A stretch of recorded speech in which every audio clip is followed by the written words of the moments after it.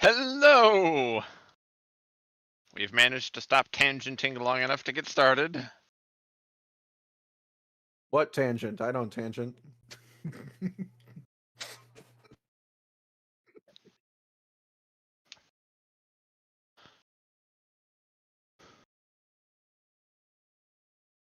I took a nap. That's why I'm late.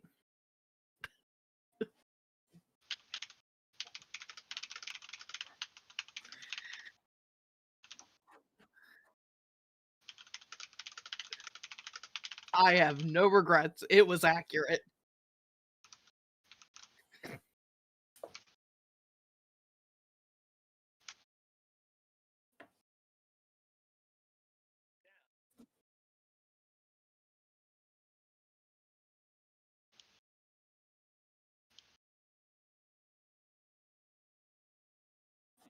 Meow.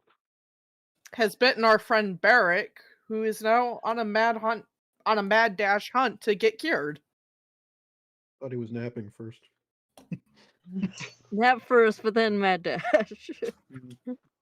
Because he doesn't like to be being used as a punching bag repeatedly. Well, look Another at it this robot, way. not me. If the lycanthropy goes through, his AC will go up. Doesn't his COD score go up too? Benefits everything. The downside, you just turn into a mad deranged wolf every full moon once a month.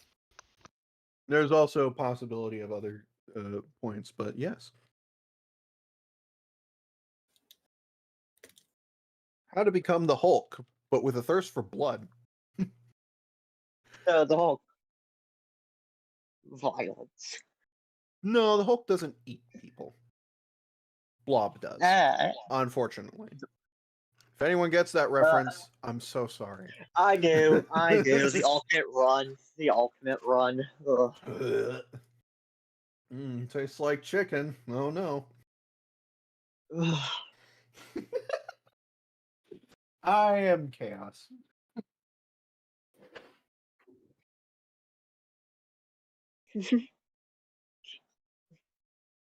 I shall punish myself by eating more chocolate. I Yes, can't punishment. eat chocolate.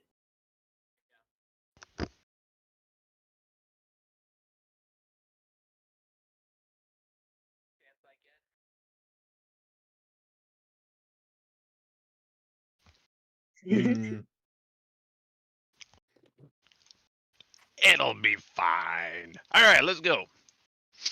Now, Gavin, Dr. Gavin, you Meow. said you had something to get started with, get the ball rolling, as it were. Well, basically, waking up.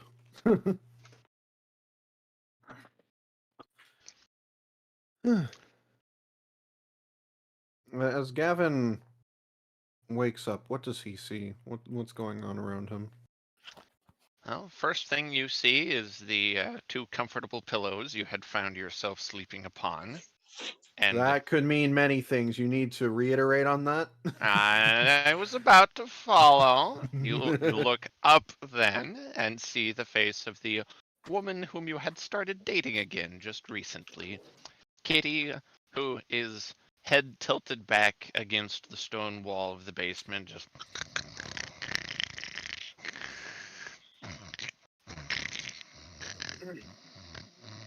sound asleep. I just realized I was Arms muted this wrapped whole time.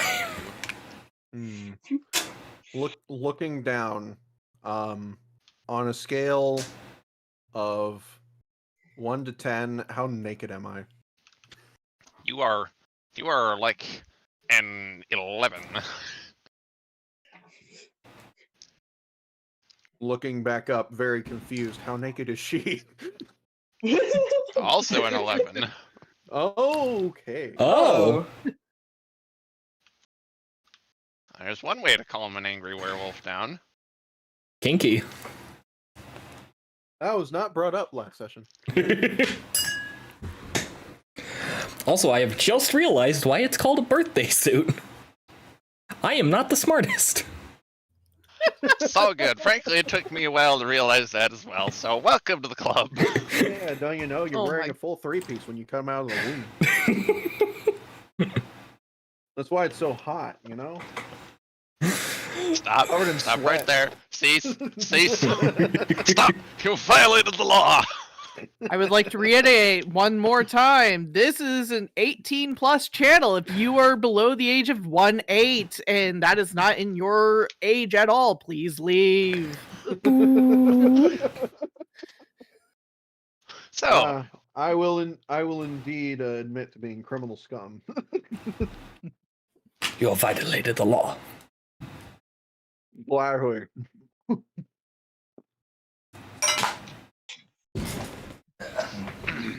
so Talking about, yeah. is there anything else happening? Nothing that you can see. It appears really all is calm.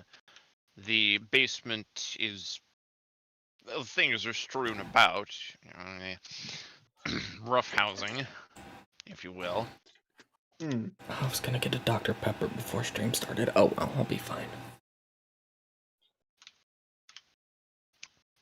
Well, don't worry, you don't need a Dr. Pepper. You have a Dr. Gavin right here. He'll give you Dr. Pepper. He'll put By pepper in your forcing step. pepper down your throat. Just open wide, grind straight in. Gavin very gently, attempting not to awaken Kitty, is stirring and attempting to get up. Do I need to roll anything for that? No, it is difficult. It feels exhausting, but not in a physical way, but more like mental. Like it takes that extra effort to rouse the muscles to make them behave and move to your will. But you do succeed and find yourself indeed rising up, and Kitty remaining thoroughly asleep through it. Gavin coming to's feeling a bit slightly different. Is there a mirror down here, or where's the nearest mirror? I go to the nearest mirror. Rummaging around, you find that there was a complete mirror. Its pieces have been scattered across the ground, but you pretty quickly find one that's plenty big enough to get a look at yourself. That's funny, that was fine last night. And, well, I went for it gave me a permanent stat change from a 10 strength to a 15. I'm assuming that's noticeable. Very, very much so. Also, if you were not a man previously to be very hairy, you are now.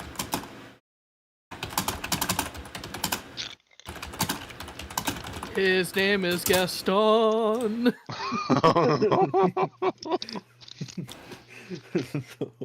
One fucks like Gaston. No, I'm done. I'm dead. Okay. Gavin's first immediate reaction is to squint his eyes. Wait, what? His second inclination is to pose and flex.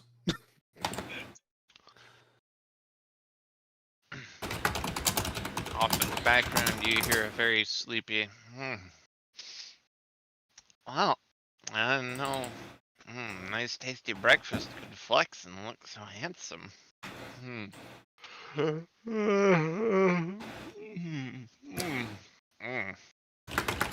It looks like yesterday was a bit more fun than I'd anticipated. you like to wake up more, or would you like to learn about it firsthand? Well, considering I'm drawing a blank on what happened after I walked out the door last night, I'm gonna go with that. Especially considering I'm finding hair in new places, and that hasn't happened since I was 12. um. Okay. So, you left after a very nice night out, and then there's a lot of big hubbub about a werewolf, and then a werewolf came into my shop and started sniffing around. Looked pretty hurt, looked pretty bad. Sniffed me, glomped me into a hug. Well, I figured out because werewolves don't normally have big horns, and as of now, she's walking up to you and goes clunk, clunk, clunk on one of your horns with her knuckles.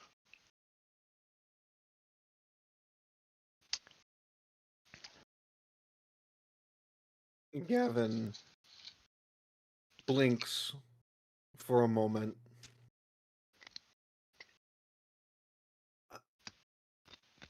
I'm gonna need you to run that by me again. What?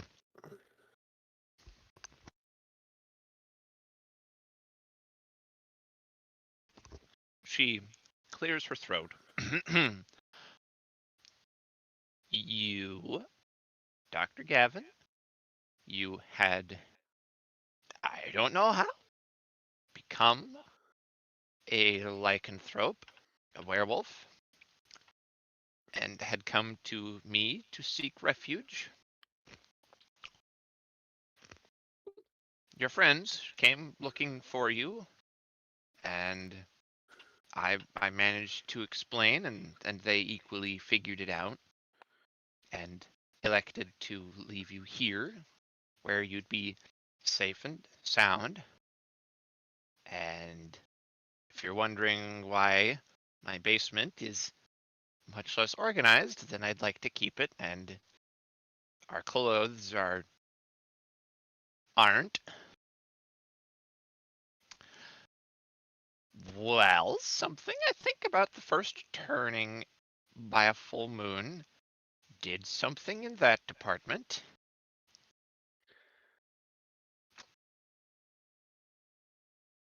Now, I'm going to let you breathe a moment and collect all of those thoughts, because Gavin kind of stumbles back a bit.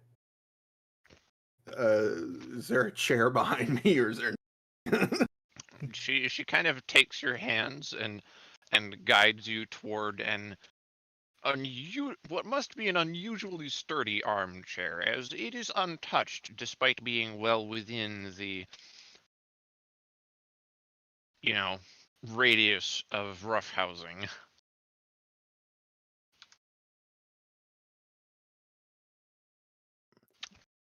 And indeed, she lets you sort of collapse yourself into this.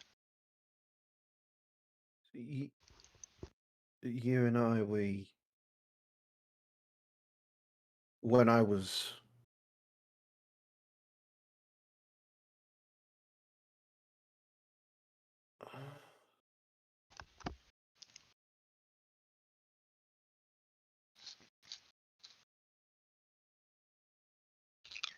I'm so sorry.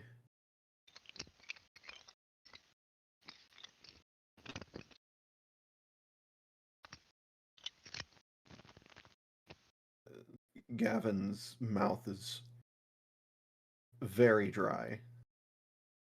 And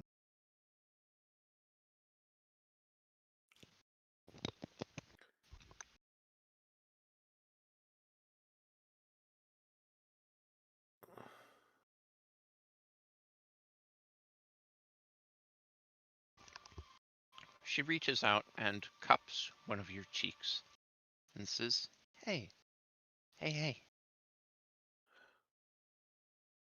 I'm all okay. And as far as I know, everyone in the city's okay too. If you'd like, you can rest here for the day, or you can return to the castle. I'll find you some new clothes. Are you I sure still you're have some alright? that you've left here before. Are you sure you're alright? And she puts her hands on her hips and kind of flips her hair a little and says, "You don't become a couple thousand-year-old being of nature without being quite resilient. Not that I don't Gavin mind the is scars." scars, you said? Gavin, Yeah, looking a little more closely, you can kind of see where she has already healed up, but appears otherwise unaffected. Gavin feels over those and looks immediately very shook. Now, I know what you're worried about. I cannot be affected. If that helps ease your conscience. It really doesn't. I hurt you.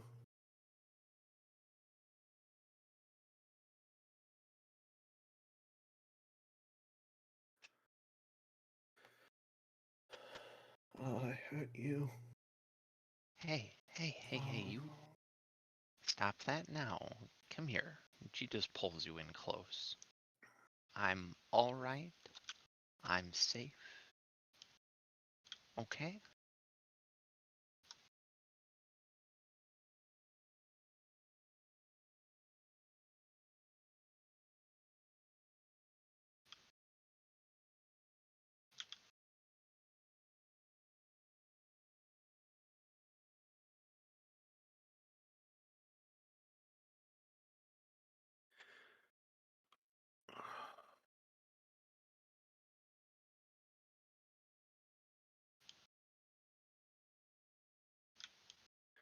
I can't let that happen to you again.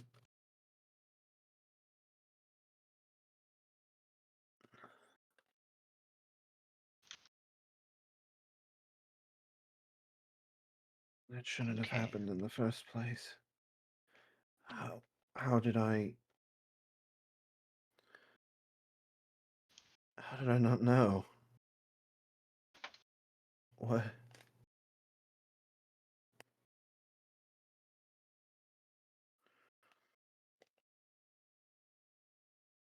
what happened to me while I was gone? What? I don't know the whole of it. I can start digging, put out the feelers, see if any of your contacts might still be around.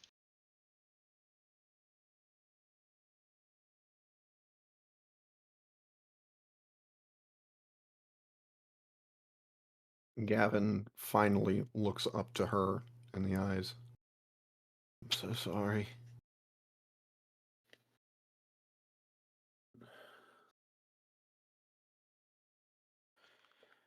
Was anyone else hurt?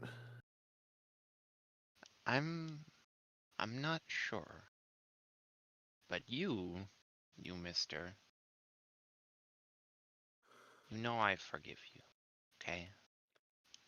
I'm not one to be truly easily harmed. Trust me on that.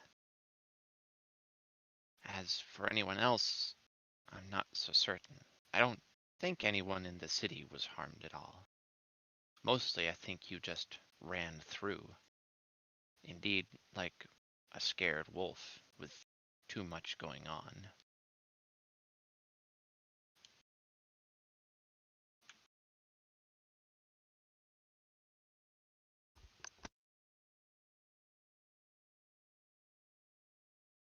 I have to go see the others.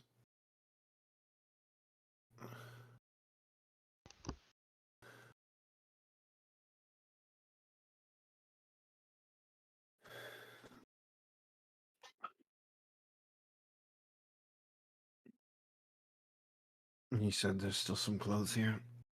Somewhere. Mm-hmm. Now, before you do anything, she cups your other cheek and kind of holds your face. You had better not do what you usually do and try and sneak away from it. If you need anything, I'm here.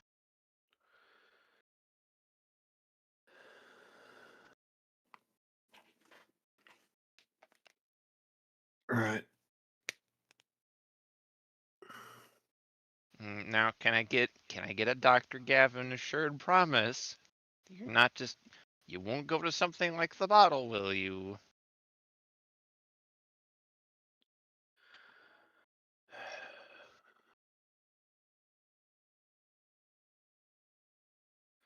This is too dangerous to do that.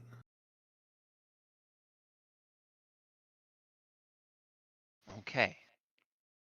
Now, go on and get yourself dressed. I already put the clothes in your room. Well, my room, but you know. Mm.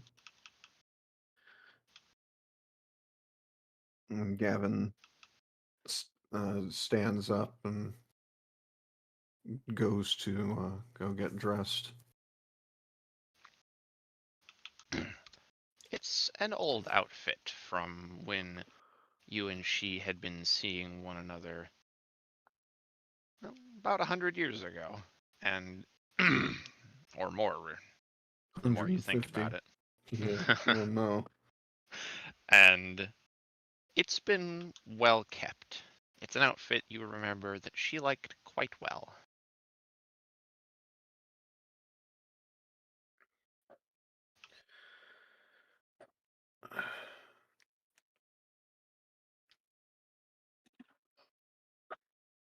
This was a very nice suit. Does it still fit properly?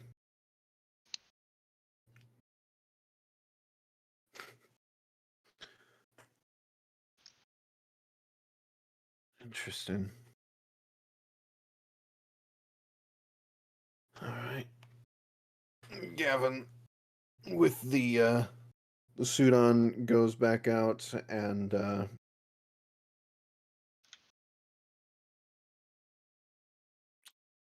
is Kitty herself dressed now? Well, She's mostly just dressed in a bathrobe. She elects to be lazy when she is with company she properly trusts. mm. And Gavin goes up to her.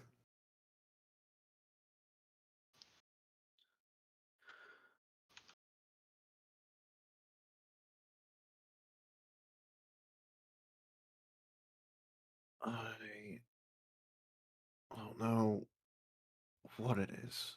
No matter what I try, something always goes wrong. Are you sure you're willing to stick this through? She smiles. Well, I waited about 150 years past what your normal lifespan should have been. So I think that should tell you something. Also, I did let you knock me unconscious with a very good time.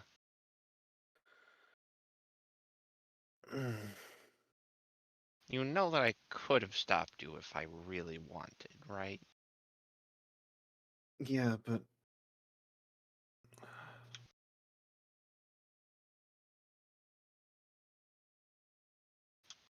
I don't remember any of that. I don't remember any of last night. Quite frankly, it doesn't feel like it was me.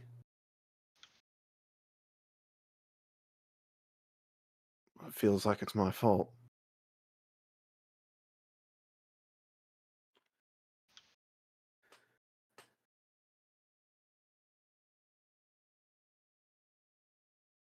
She puts her hands on your chest and she looks up at you. You, sir, you, Dr. Gavin, are the greatest sleuth in all the ages. And I think you are just the person to find out what happened. And if you feel like you need to make any amends, you're just the man to make them. Okay? I believe in you.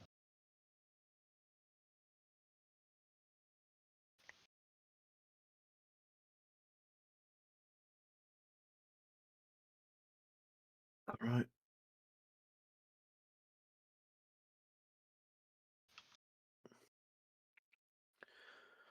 I'll be back by sundown.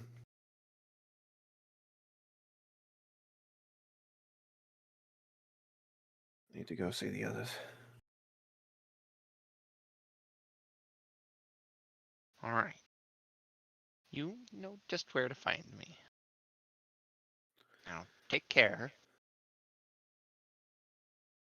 And don't look too handsome.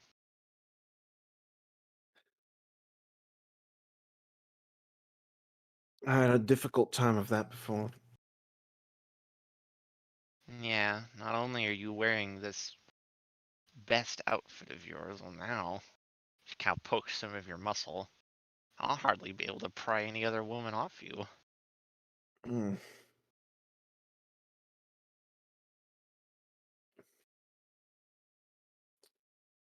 Any other time in my life, I would have very much enjoyed hearing that.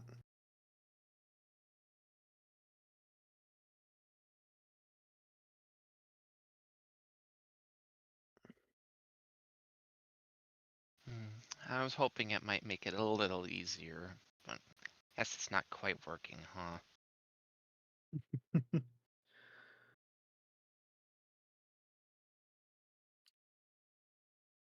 I'm glad the one that I love looks at me like that, at least.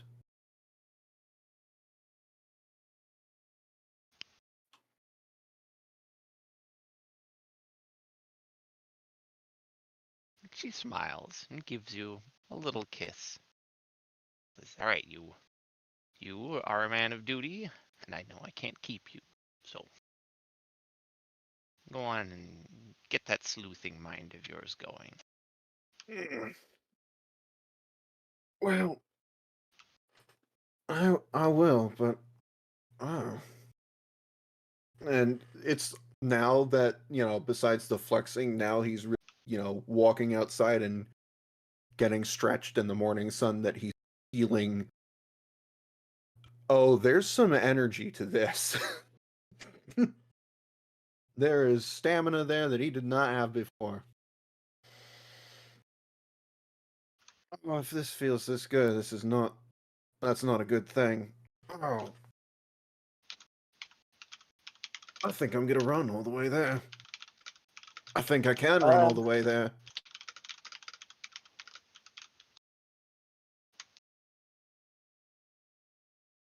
I'll be back. And I start running all the way there. All the way to the castle. Alrighty there, Forrest Gump.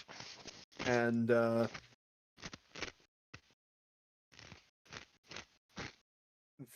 adrenaline, the exhilaration of the run is like nothing I've ever felt before. It's intoxicating and frightening.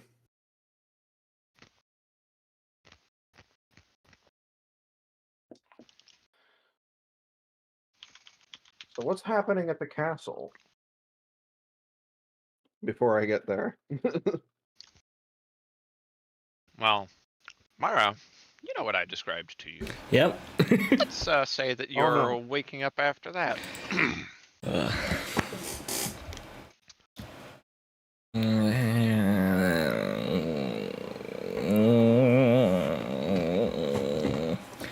Many tired noises coming from just sort of. Don't you hate it when you have a word that you want to say and then you go to say it and then you instantly forget it? Oh, And then it's gone for like 10 minutes. Yeah. Yeah. no, it's the worst. 10 minutes. Holy shit. You guys are Agreed. lucky. That's the ADHD, man.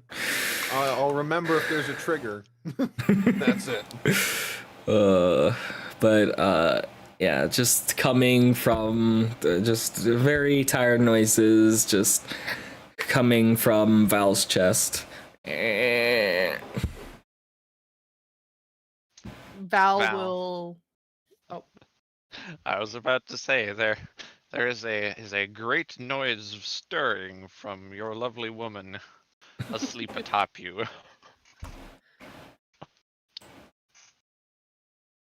Can this be assumed of what happened? I mean, you two decide what happened, whether or not there was any consummation of the coronation. Okay. Yeah, the real question is, how naked are you?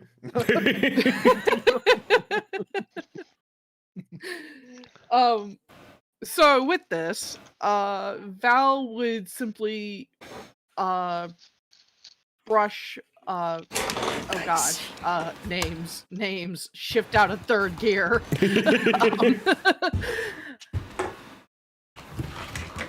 Mara, there we go. Holy cow.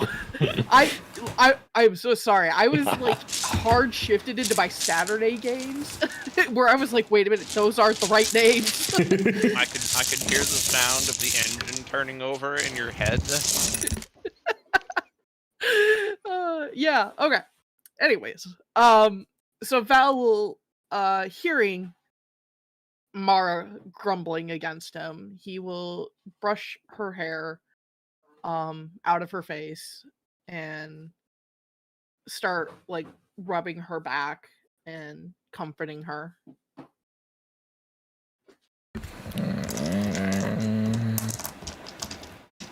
Good.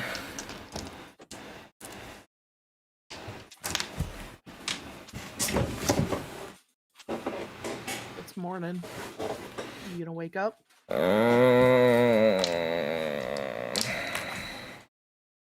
I'm hungry.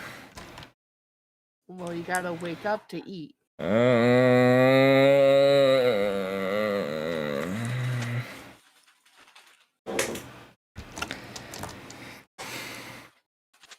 And Mara starts to just sort of like slowly squirm her way off the bed before she just flops down right on the ground.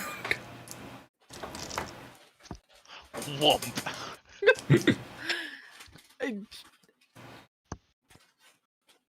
Val is going to be very unfazed about this. He's probably even going to chuckle a little bit. Excuse me, my king. Your queen appears to be a heap upon the ground. It's fine. This is normal. She's breathing. That's all that matters.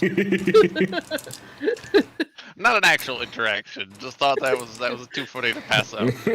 Oh, for sure, for sure.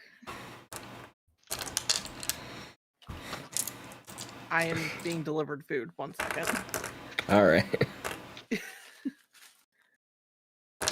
That's what all that bag crinkling was. Okay. Food has been delivered. So, with that said, Val will, of course, also get up, get dressed. At least, like, kind of like what I would equivalent to maybe lazy morning dress.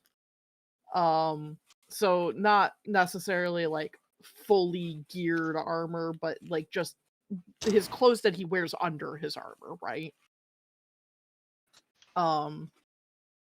Because Val still isn't used to the idea yet of like, you know, oh, he's king, he's got to dress nice.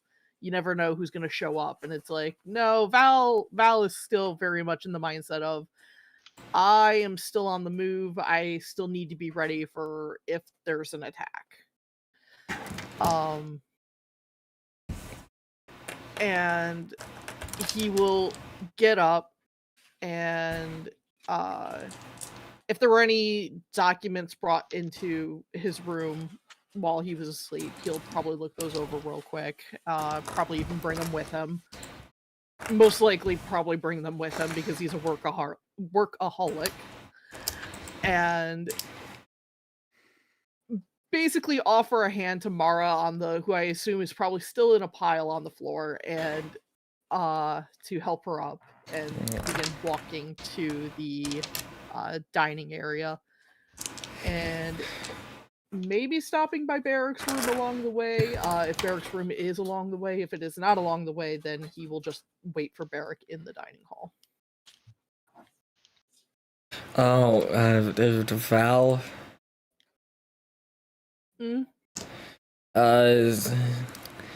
If a dwarf dude called what was his name? The Tarrant. If he asks, you didn't eat the fruit. A dwarf dude named Terrence. Tarrant.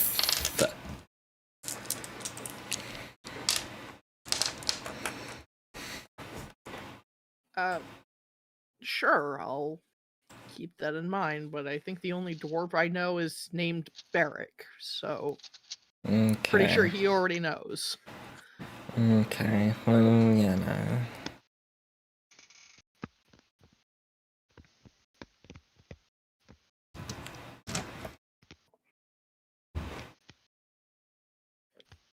And with that, I assume we will make our way to the dining area to be served breakfast. I believe so. Oh dear dwarfer of dwarves, Yes. what be ye up to? Probably nursing her. Just sitting in like the group we usually gathers for breakfast, just like sitting there already and just being like, I'm done with it. Pretty much in case of like, I'm up. I don't want to be up. Pain. I'm up, but I wait, hate it here. But at what cost? Yes. Because the wounds may have healed, but the pain is still there, and the scars are still very much there.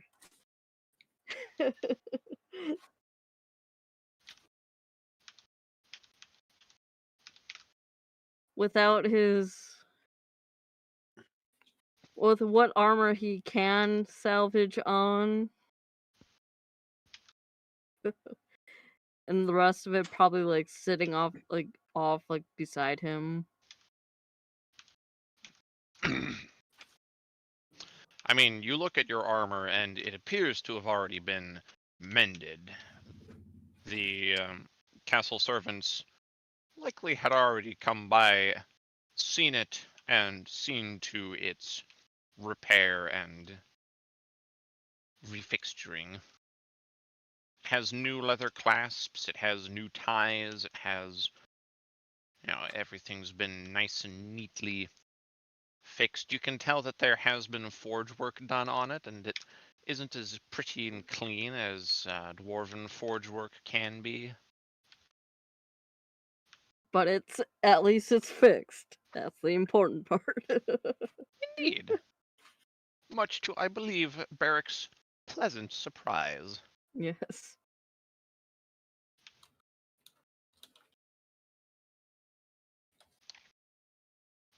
But yeah, he's probably just in like the area just getting food. Because pain.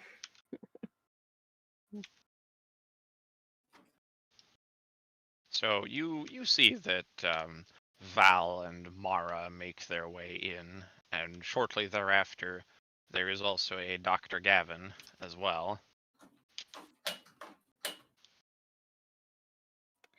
Oh yes. Gavin, having run the entire way here, does not look sweaty at all. And I will say, if Gavin does look over at Barrack Barrick is sporting some fresh new scars. And between like what looks to be acid and yeah. Gavin looking at everyone in a sporting a very, very dapper suit out of nowhere. Looks at Barrick, looks back to Val, looks back to Varric, looks back to Val, becomes the Old Spice man.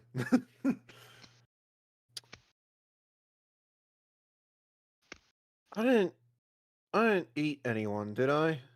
Nearly. Nearly. Right. I think you could probably take a guess as to who.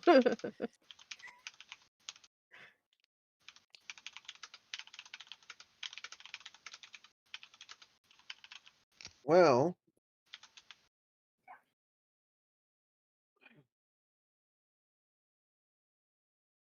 first things first.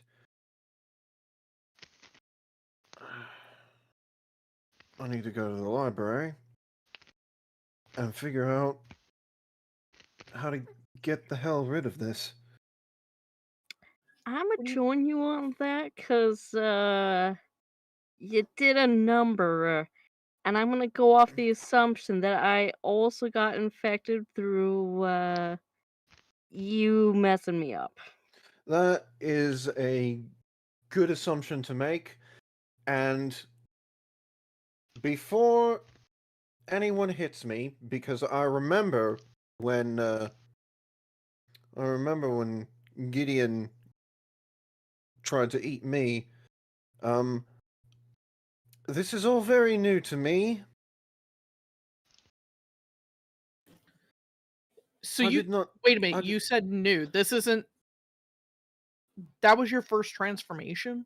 I would like to remind you that I have a very large gap in my memory.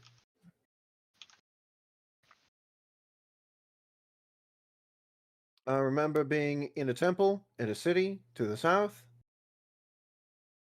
and then I woke up in a town. I have barely remembered anything in the interval. Fair. So I guess I According can't. according to Calvin, he sent someone to deal with me or something, or the old advisor did, but that is something to focus on after this. And he points with both fingers to the half-legged dwarf. Also, that reminds me, as soon as we see Gideon, we need to make sure he drinks blood. Because I Wait, don't think where's he's. Gideon? I Clink, think clink, clink, clink, clink, clink, clink. He bursts in behind Galvin, panting. What? What? Why I run here? Yeah, we kind of Wait, left were you? Gideon to keep watch I was standing outside. guard. I didn't even see you. Gideon, I'm sorry. Really? why did you run? Why didn't you just fly? I don't know. I saw him run. I panicked and I. Hi. Hi. Also, Long Gideon, night, huh? yeah, I can run now without stopping or breaking a sweat.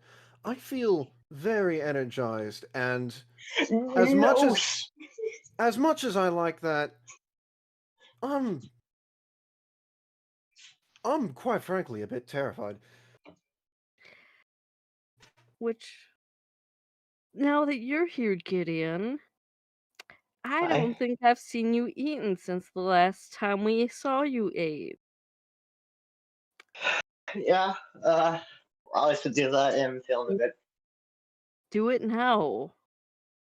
Okay. That way let's get a thing in so that you could make sure you're fed. because we do not want a repeat of last time. Yeah. You all right? Oh, Who are you asking? both. Everyone in general. I'm alive, and that counts for something. Quite frankly, I'm not alright, but I'm working on that.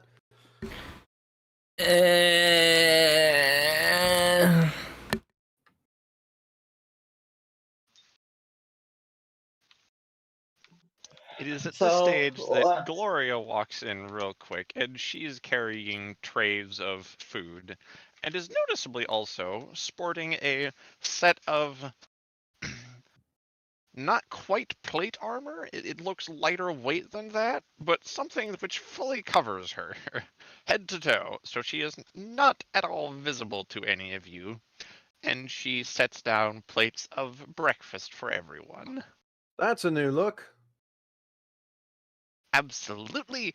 The sheet was fun, but it was inconvenient, so I decided that I'd get something that fit better. Also, didn't risk, anyone seeing me. That's a very good idea. The sentiment is for sure appreciated, and sorry for the inconvenience. Still feeling guilty about the one time he couldn't exactly resist her charm.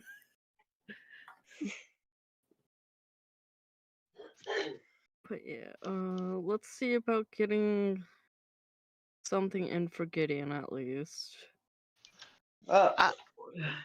Actually, I missed anything real important? quick.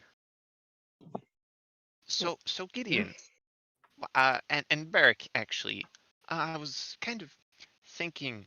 So he became a true vampire through me, and I was thinking, would it also make sense that it would be easier for him to satiate himself if he drank from me, or does Well, that?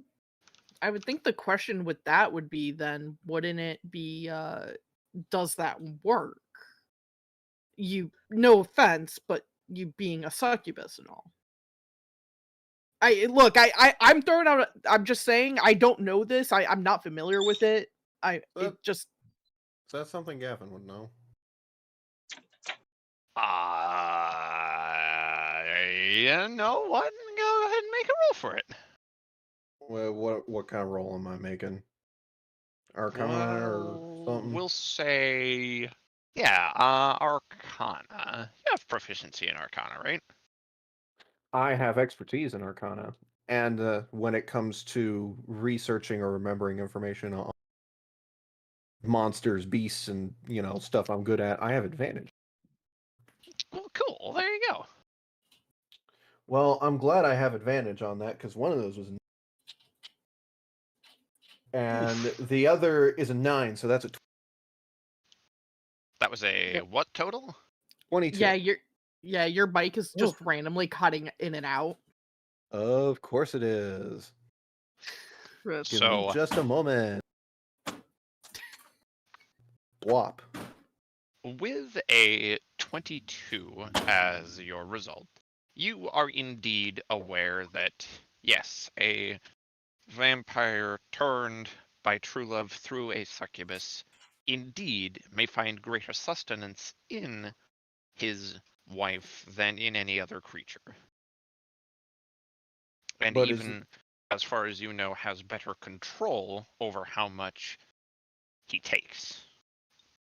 But would that still be dangerous for the succubus?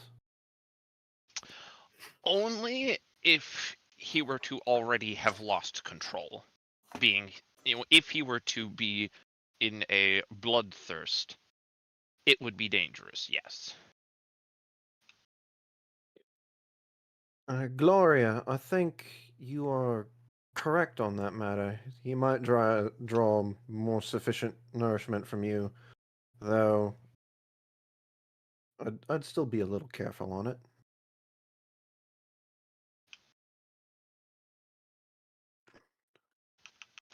And although you cannot see it, she looks very proud as she puts her hands on her hips.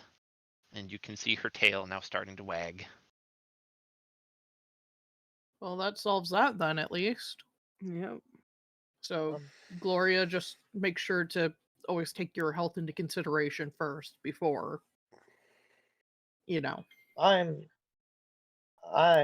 not sure if I want to take blood from something sensitive. Well, I can make this really easy for you, Gideon. How about I tell you don't got a damn choice because you put the damn party at risk because you lied to my face? Okay. I'm sorry.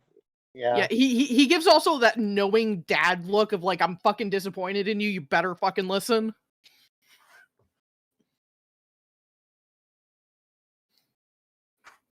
He's not mad, just disappointed.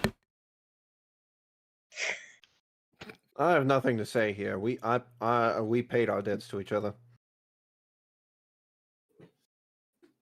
And also, quite frankly, are those pancakes? What? Oh, yes. Actually, I made those myself. I fancy myself a bit of a cook as well as an alchemist, and I do quite well at it. Thank you very much. In my opinion, it's one and the same. Mara just reaches over, grabs a pancake right off the top. Are you aware of a person named Heisenberg? It's time to cook, Jesse. Yeah. Mara just reaches Mara's over. grabbing a pancake. Yeah, and she just right into her mouth, just disappears. Oh. Yep. Gavin, full plate of pancakes, blueberry syrup, sits down, starts to dig in. Before Val sits, he walks over to Barrick. How you doing, man? I'm alive. In pain, but alive. 'Cause that's... I'm just getting over the pain from the previous time. And as soon as that was, fine and, not really a problem anymore. Yeah, that's very understandable.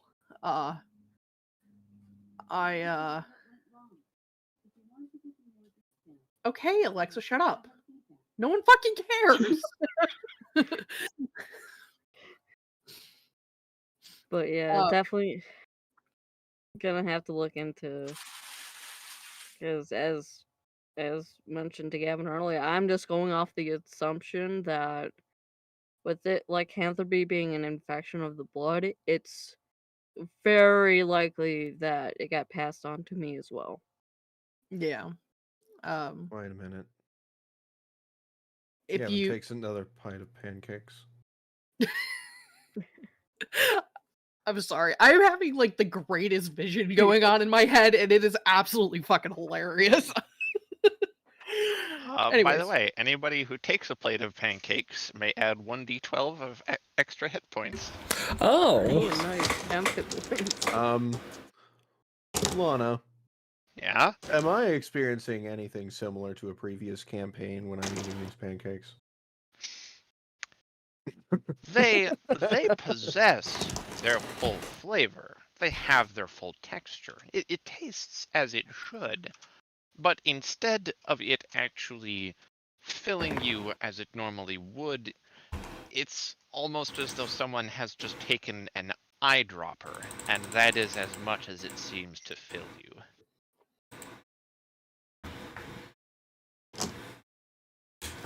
Fucking balls. But anyways, you have the full use of, and he looks to Dr. Gavin as well, because also very much included in this. Gavin, who's looking around for anything other than pancakes now to take a bite of.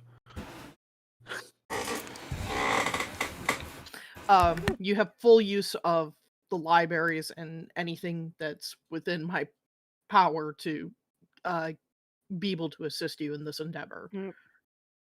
Yeah, because I'm gonna probably with Dr. Gavin's help, because it does sound like he does want to get it taken care of as well.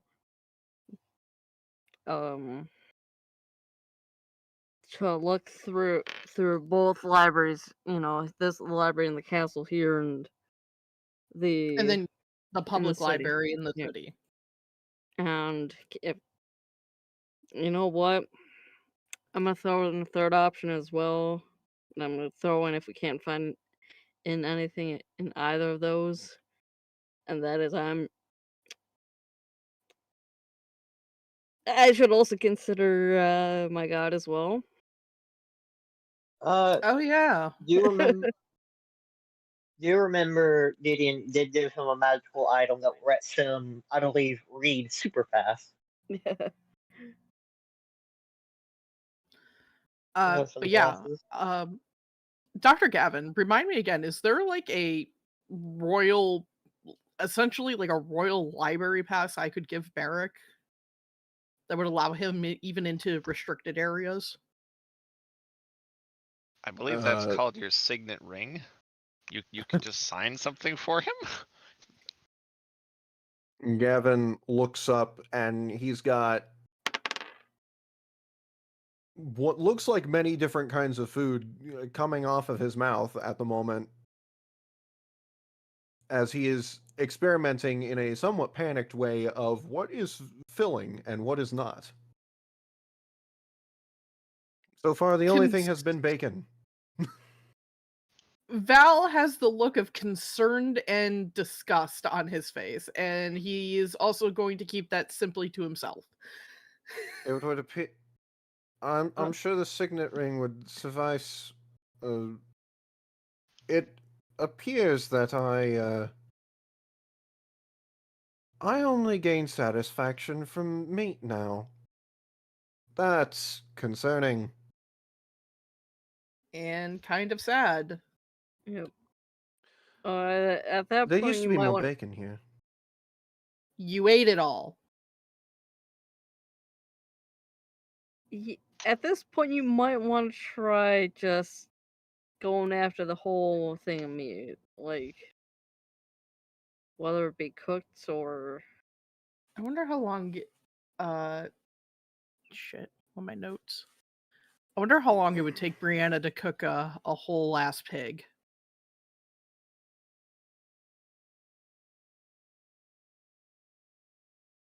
I'm gonna go find out. And Val just walks off after he grabs a pancake and shoves it into his face hole.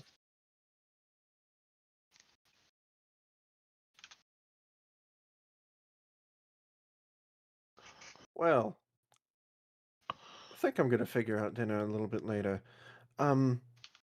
Dinner, food, whatever. My brain is in a scramble. Library, right. Barrick, do you need help walking? I apologize. I had to start a moment of what Lana's mentioned in chat, but I could walk around for now.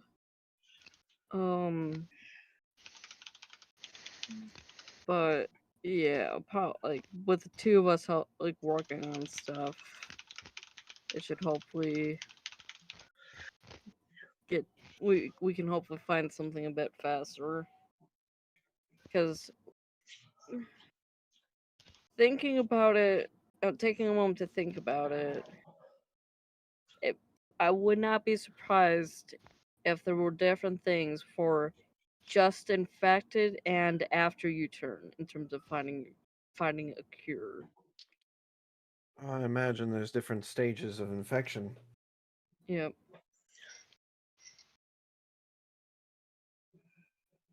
So it might be, with all that happened last night, I think it might be a lot more of a more trouble to find a cure for you than it would for me. I'm more concerned about you at the moment.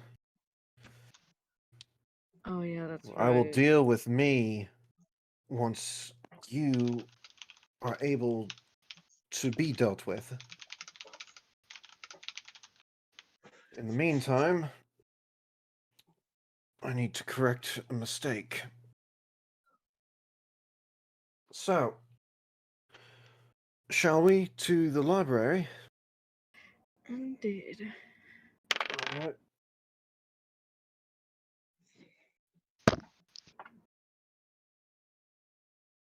Val, on his way back, if he sees you guys leaving, yells out, "Hey, take this!" And he whips his signet ring across the room at you. Gavin just catches it in his hand. What? I'm very scared at how better my reflexes have gotten. I'm not sure if I like this or not, and that's what's scaring me. Oh, I think I'm still take in it and shock.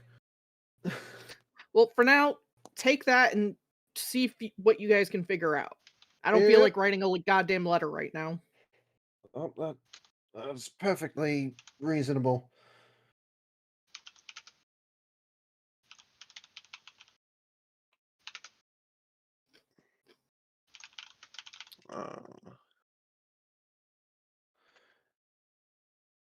What kind of rolls you want us to make, Lana? One moment.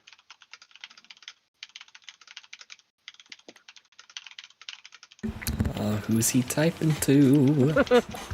Always remember, a moment is officially a minute and 30 seconds.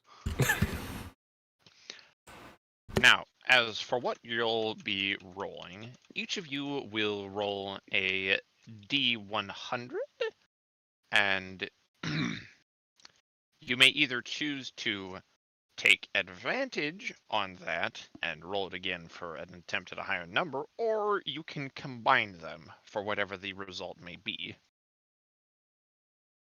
Hmm.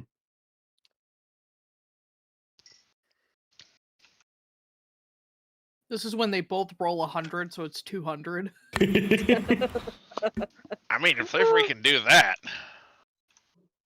1 + 1 equals. I hope not. I hope not. You say that. You fucking say that. I just rolled. Barrick, what do you got on your first roll? First roll is a 97. Well, I have an 88. Do we want to combine those or roll at advantage? I mean, I don't know about you, but crazy option, you might combine them.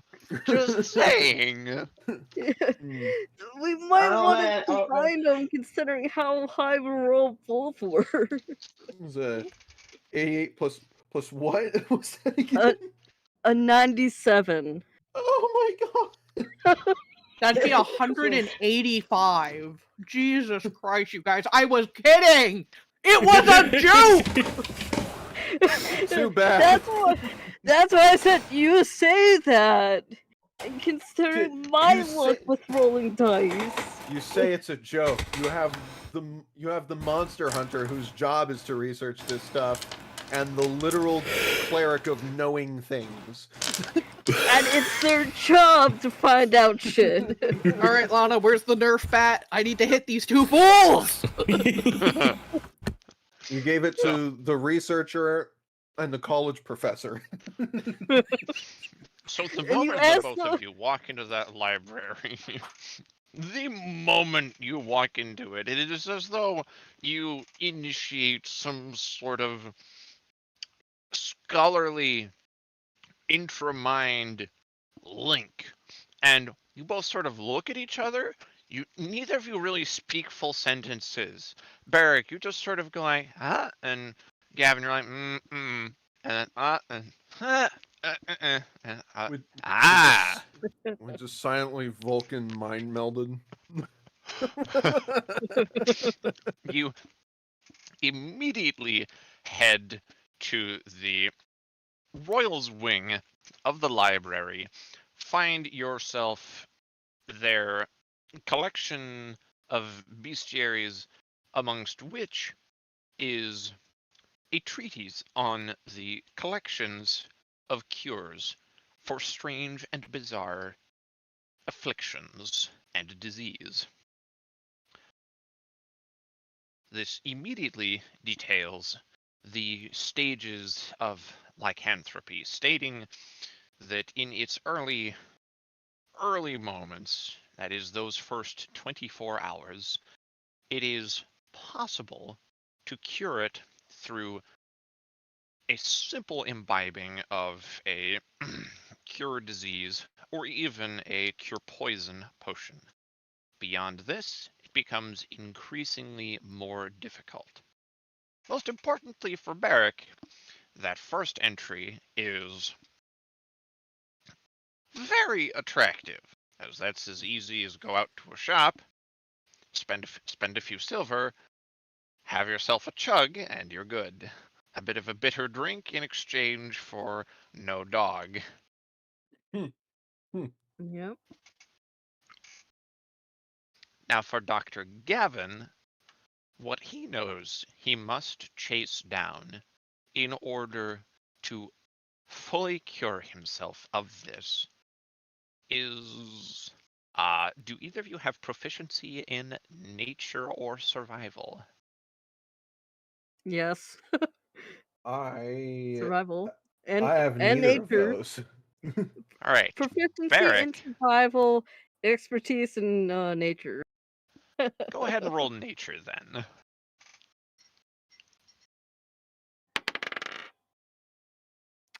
Dice God are on my side today. That is a total of a 25. Ooh. Barrick, Sweet. you look at the first ingredient for this cure and immediately, that is a flower which has a dizzyingly difficult reputation of being found. It is functionally a miracle plant, a thing which can magically allow nearly anything to occur. Are It you doing is what a I think you're cure-all. doing? It is something which leads to the fountain of youth, some scholars have even theorized, although what you know is a specific component of the plant is what enables this. You know this to be the Rose de Demise, a flower which, as far as you know, may not even still exist, though there are rumors that it possibly grows in the land of the Drow. Alright. I'll immediately just go to share with Gavin as to what I know of that particular part.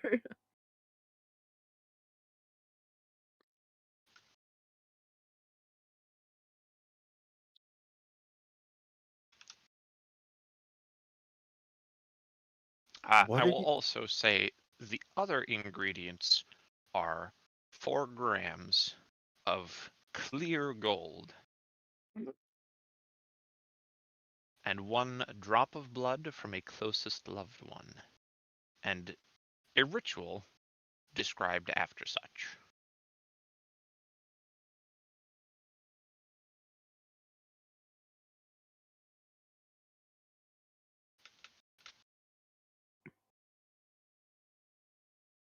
If you would like Clear me to gold. describe the ritual, yes, Clear indeed. gold. Indeed. That is pure elemental gold. Oh my god. For anyone who isn't aware, pure, like completely pure gold is transparent like glass.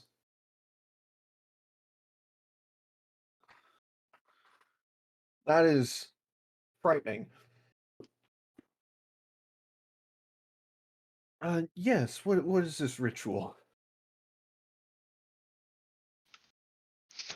The ritual describes something akin to what spellcasters go through when first learning spells. A spell circle is needed. With it is needed. I'm very sorry, I'm drawing a blank. I had something actually like planned in my head, and I'm gonna have to get back to you on that. I must thoroughly apologize. That is perfectly fine.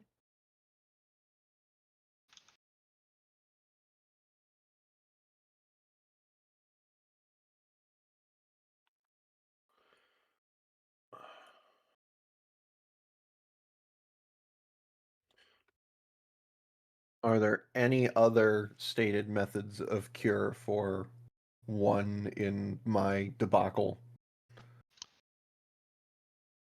You see other methods that are stated to be theorized, and frankly, with the combined total of your score, you know that most of them don't likely hold water.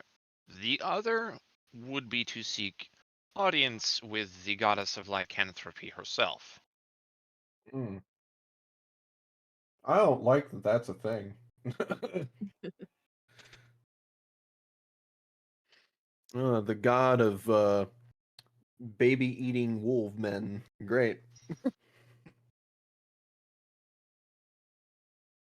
Sounds I'm like sure- some Roman shit.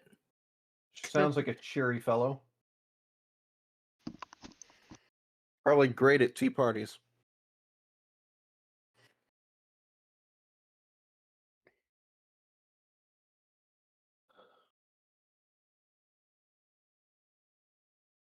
Besides all of this very fun information on extraordinarily difficult cures, are there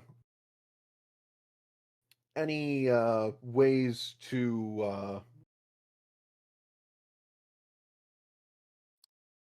delay a transformation, or ways to uh, really harm a lycanthrope effectively without much effort, if need be? You see a reference to a different page. Flipping to it, you find indeed that there are references to how to harm lycanthropes, how to damage them, and you do see that there are some mentions of ways to slow the curse. If you remember from a previous campaign, and I'm just going to borrow this because it's honestly really cool and I like it, there is the T, which a previous character of mine used to calm the beast. Is there a similar method of finding it? You know for a fact that it is easier to find than it was in the campaign for my character. So it is Cool, we don't have to fight Godzilla. Got it. yes, it is viable to find this or even purchase it if one knows an alchemist, which most conveniently you do. Mhm. It is also said that there are methods of meditation which are known to help calm the beast, among some others which, again, seem more like superstition lacking veracity. Are there And any methods of harming would be as described in the manual, which I am seeing where I have that open. Oh, Blair, it's not loading right. Are there any mentions of methods of safely or relatively safely living with it, or possibly gaining control over it? You look and look. You begin to open other books. You begin to search through, but find no records of anyone whom might wish to live with this. The nearest thing you find is that falling upon your blade or a crossbow bolt to the throat are ways to live with it. Mm-hmm.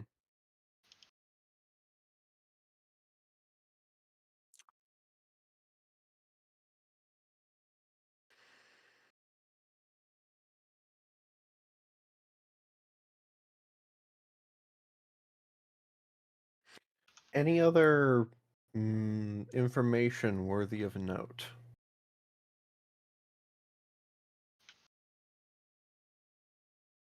Anything more is information you'd likely already be aware of about lycanthropy.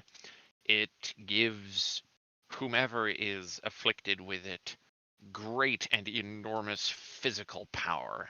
Dependent on the species, it is ferocious power and speed and agility and stamina and sheer resilience, in even in some cases new magical senses. But it is, at least in large part, relatively universal. The user heals much faster. He or she who is afflicted is many times more resilient, and there is the ever-pervasive bloodlust which comes with it. What are the triggers? Besides, big moon go boom. That is the only one truly stated. It being the most obvious, and it evident that few have studied far beyond.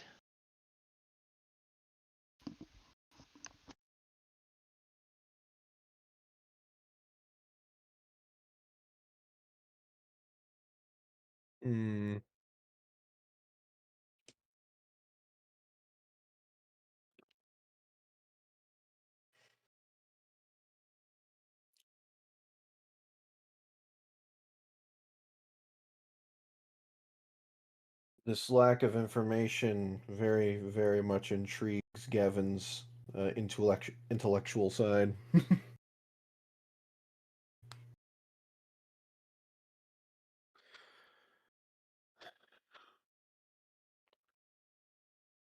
On Barrick, Yep. I think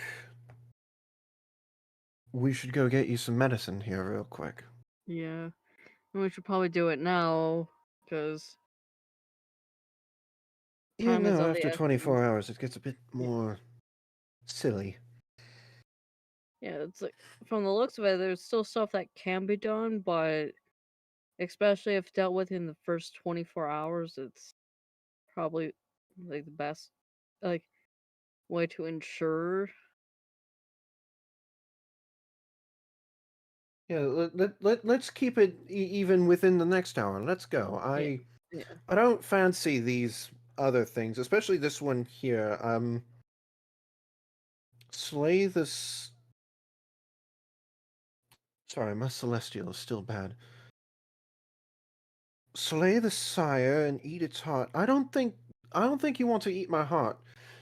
No. I don't want to have it so that it gets down to that point, if possible. Neither do I. So let's go take care of this now. Yeah, let's. I'm not sure how much it costs, but I likely have enough for it. I have 20 gold. If not, we have Val's thing. We don't. If we don't have enough, we're paying for it using Val's money. Sorry, Val, but Wait. this is like the one time. Fucking sugar daddy Val over here. Goddamn. Wait, that's a good question. Do I have a salary?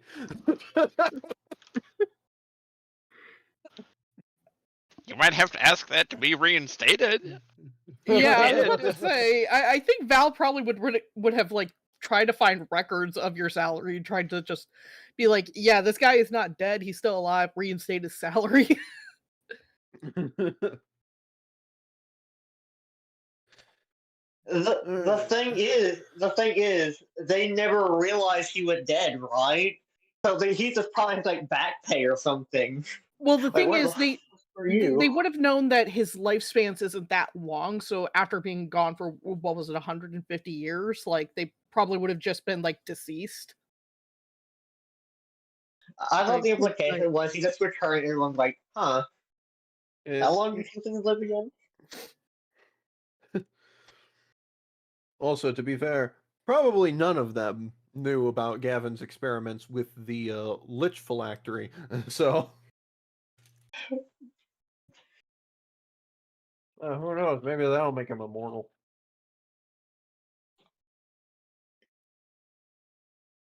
By the way, yes, to the chefs, because cure disease potion. Indeed. But first, but wait, do we need to get money from our sweet additive father?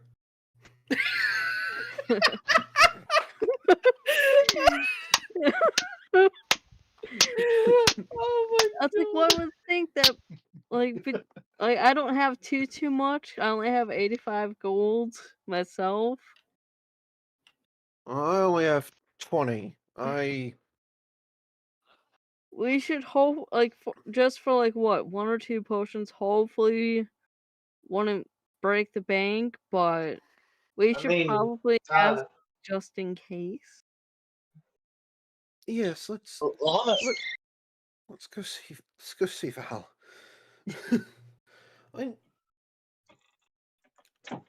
I'm looking at my coin pouch and I'm realizing I don't have money, but I work here.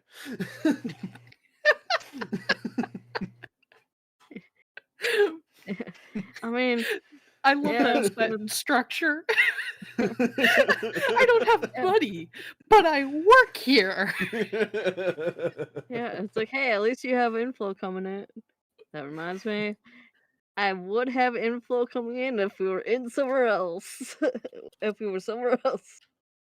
But nowhere near that, so I can't get paid. So we should probably let's go find Val. Wait, where would you be getting paid? I'm curious.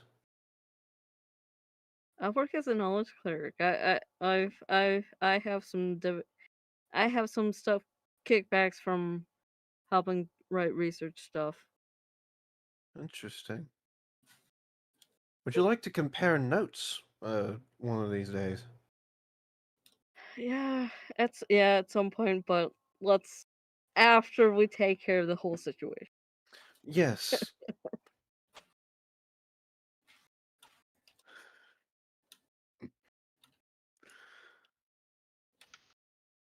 I'll have to find Val.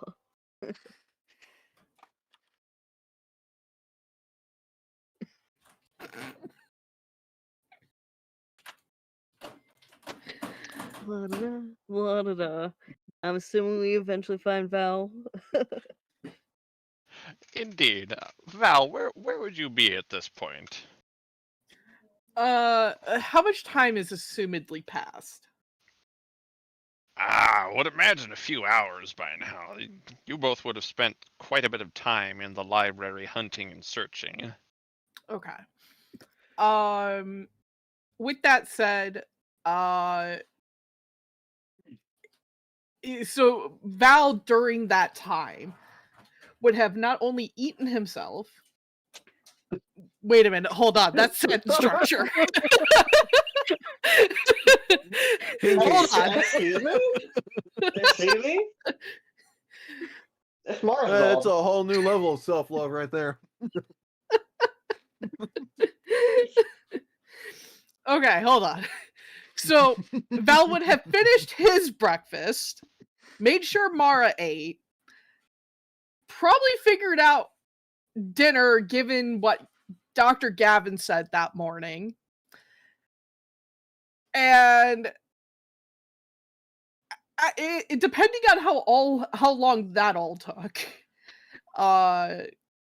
he would probably be either spending time with Mara, or he would probably be in one of two other places, which would be either in his office filing out paperwork, or at the training grounds, just waiting.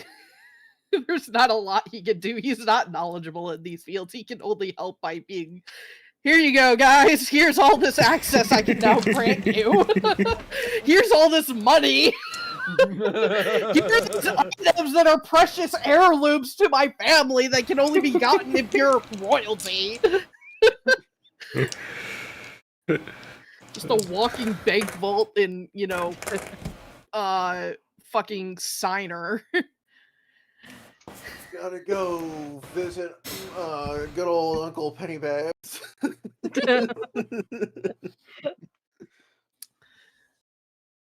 Oh my gosh.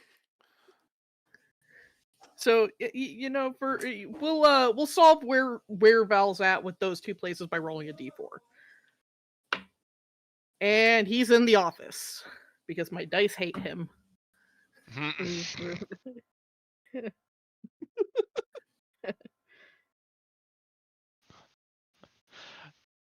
Well, I will say, Barrick, as you approach Val in the office, I assume you guys are just going straight to Val, correct? Yeah. I'm just double checking here.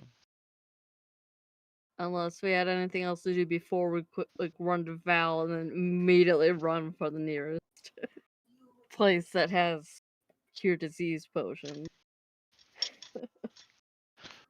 So you go Reputable to folks. Val and see a familiar image on a letter that is sat on his desk. Nani.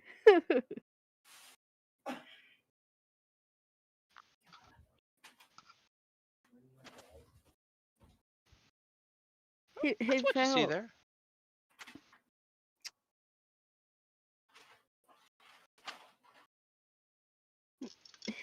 When did that letter come in, Val? And Barrick is immediately indicating towards that.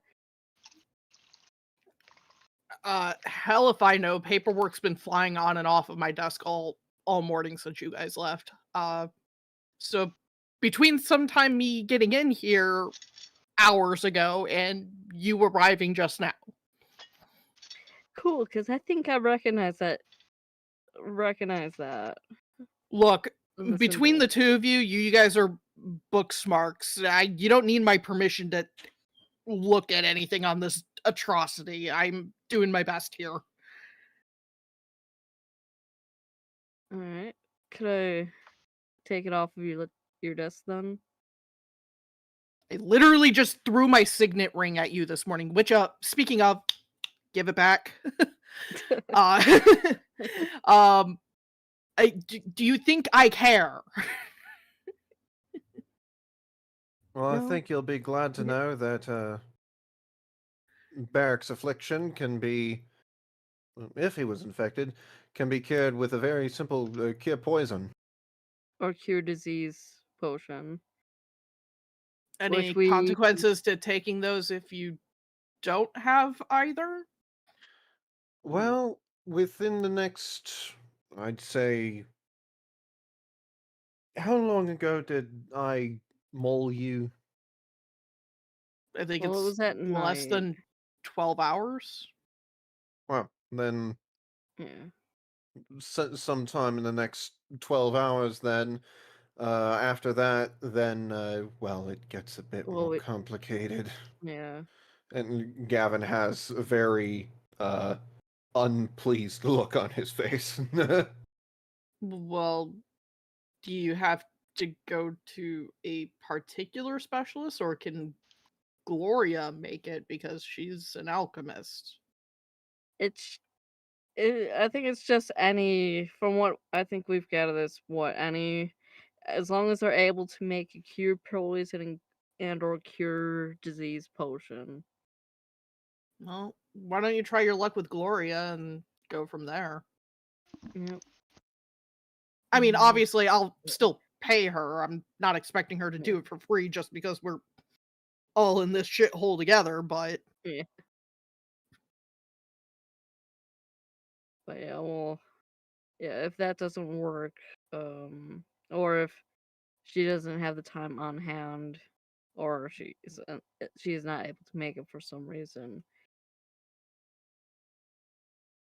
Wait, can I make a roll real quick to see how Lana to see how much they would normally run in terms of cost? Can I be I mean, you don't need to like roll for that. You live in this world, so you know that an a normal, like plain, no bells and whistles, basically your like Walmart brand cure disease potion.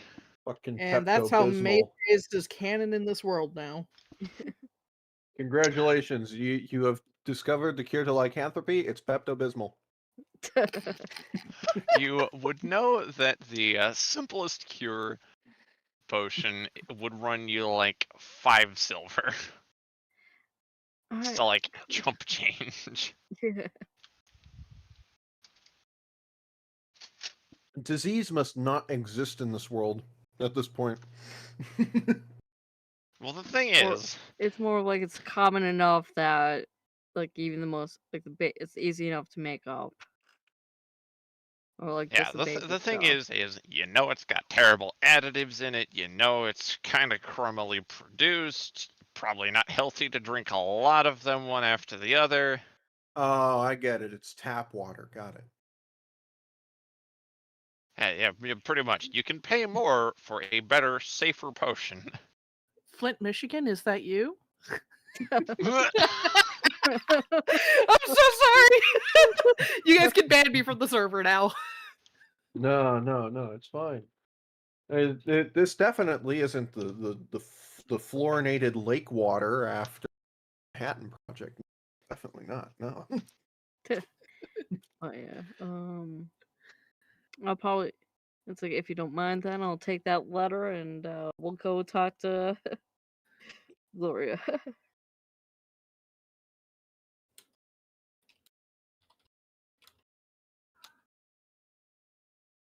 Unless you want to keep this letter with you.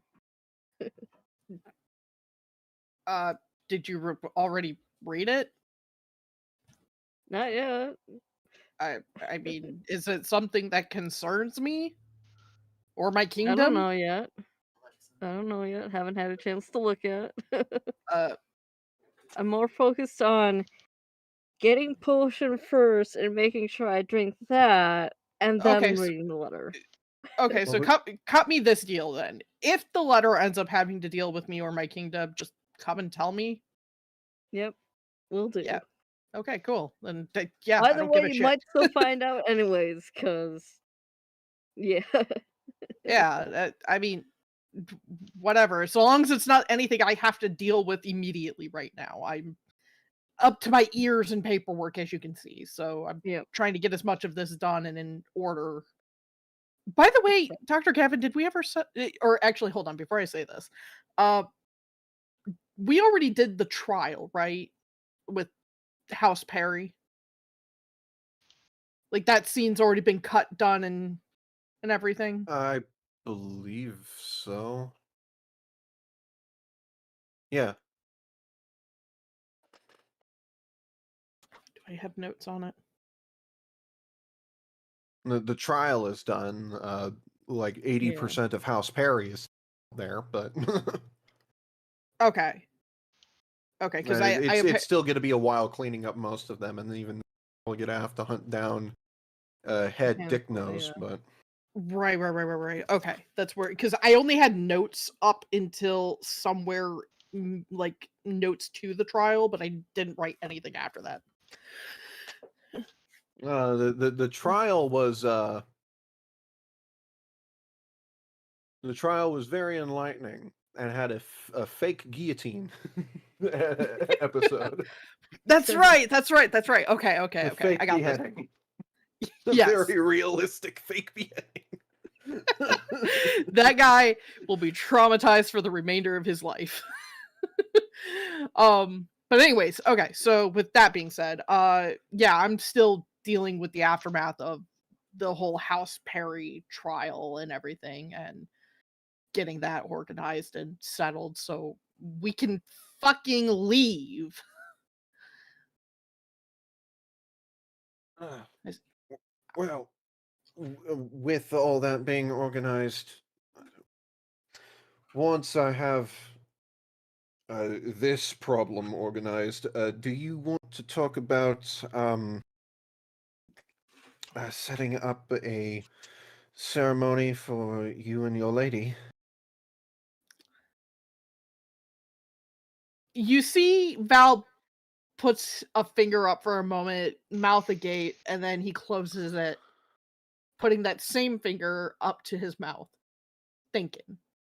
It doesn't have to be public. After what happened last time, we can have a private ceremony and an announcement if you like.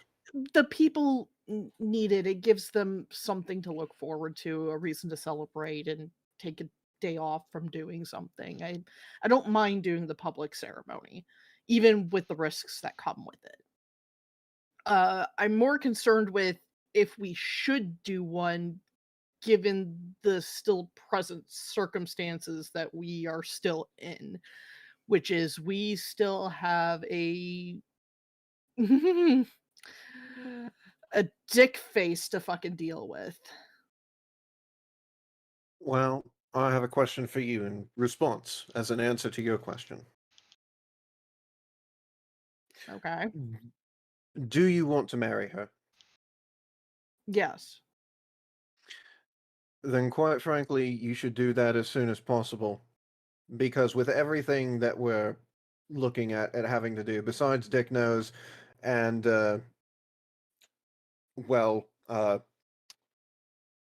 apparently Dog Days, there's You're terrible, but I love there's it. still a demonic three-headed dragon bitch and some asshole out there in my hometown apparently holding your parents, and we have to go on a year-long voyage to go and kill the fuck out of them, and we don't know if we're going to get out of that. Which is the same reason why I said what I said, though. I don't want to necessarily give the people already have the hope of the fact that there is now a king. They didn't realize the king was gone and the council was gone, but they do now, and now I'm here, and I don't want to necessarily add more hope to that just to possibly have it completely shattered. Like, I think If things go wrong with us out there, the council will be able to take care of things here, especially with you going through and putting through a new council. That is also true. Don't worry about the people's feelings about it. When it comes How to can- this is about you. What do you want? That's valid. That's valid. Because I can do that. I could help. Hell, I could probably do that today. But again, other business first. Yes, you too. This can be decided later. Get the hell out of my office. Ah! Get the Maybe fuck I'll out of just, here. Go talk to Gloria. Also, just bill it to me later because it's my problem anyways. grabs the letter that he with the icon that he better thinks he recognizes and just books it for Gloria. And Val just waves you guys out of here. Go, shoot, get. And just goes back to writing. Just absolutely signing the shit in. Like, it's paper after paperwork of signing and filling shit out. Sign here, and here, and here, and here, and there, Initial and here. And also dealing with the stuff from like the trial and Yeah, that's Coroner. actually what I'm figuring he's mostly working on, is dealing with the aftermath of just trial shit and House Perry, and then signing in and writing letters to potential new council members and offering them in. Actually, he's got to talk to Mara's grandfather about that again because my brain does not remember. Grandpappy.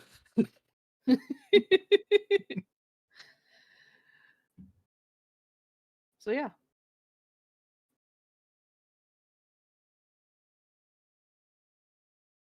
So going to Gloriam. Indeed. You arrive in the office of our dear ditzy alchemist. She appears to be researching something thoroughly. She is like carefully putting ingredients together. She has already begun to set up a proper laboratory, and you see her like holding a potion bottle, and she's holding a little vial, and like eyes are bouncing between the two of them, and she's just carefully scooting them closer one to the other, and tips the one, drip, and then she cringes and peeps an eye open and looks at it, and looks very relieved as it all seems fine, and sets them both down, and then looks up and goes, oh, hi, hello, welcome to my laboratory. I like saying that. I have my own laboratory now. Thanks to you guys. What can I do for you, Barrick and Gavin? So, we did some research on the sudden puppy disease, and well, considering that it's very early on, a very simple cure potion for disease should cure disease, cure fine. poison, yeah. Like should be enough for at least for me. Would it be possible for you to make one? If you're not too busy? Just kind of like starts she kind of holds her hands up like a don't anybody speak. Is mentally you can see like her mental processes like rapidly flipping through brain files. She lowers her hands, ducks underneath. You hear cluttering, clunk clunk clunk clunk clunk thunk, and then ow, here you go. Ooh, that's You a thick good? desk. And in her hand is a cure poison potion. Thank you. And what would you like in exchange for this? Because I do want to make sure you're paid for that. And if not, Val will very much will make sure you're paid for it. Any alchemical ingredients that you can get me, especially rare ones, are more than payment enough. All right, definitely make sure to keep an eye out for any that I can find. And then I'm just gonna take the potion and just be like, I know it's gonna suck, but down the hatch.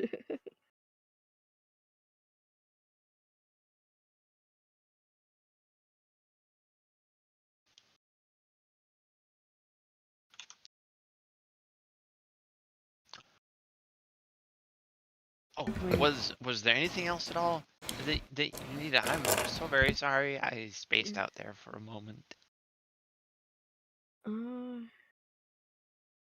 I think the two of us were good, cause the biggest thing was, if it's within 24 hours, the simple like cure poison, cure disease should be able to deal with. Wait, within 20.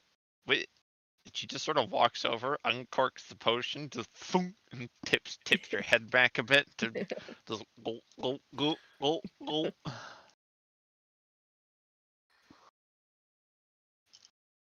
I should have asked. No, Sorry.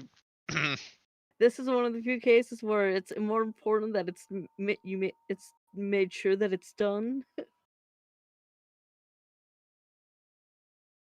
She just sort of awkwardly pats you on the head, not quite sure what to say. Thank you, Gloria. You're you're very, very welcome. I take out a couple of drawings and show them to her. By the way, are you familiar with these flowers? Show them the Gloria. The two She flowers you mentioned from earlier. she looks at them and she looks at them again and says, "Why, I've heard of them in like myth, and would okay. I mean, do you need help finding? I can do some research."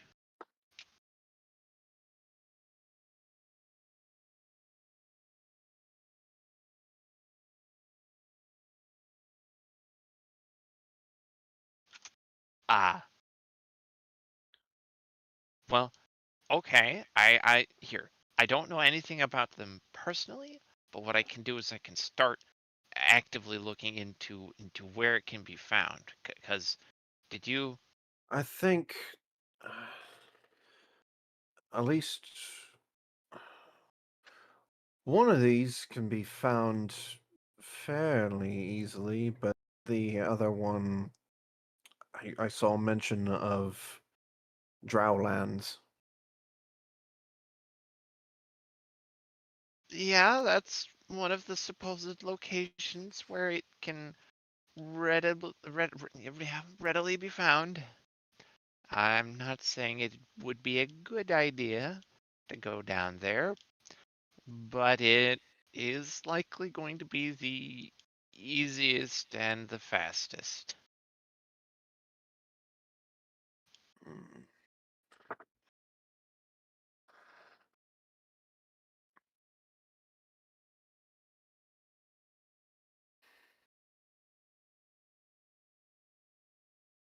All right. Any research you can do on this, or any specimens you can find, would be fantastic for both of these.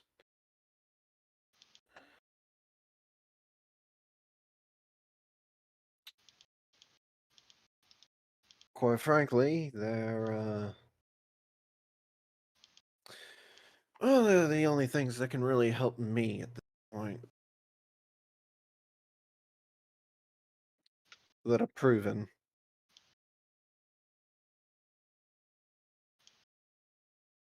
If you're trying to say something, you cut out.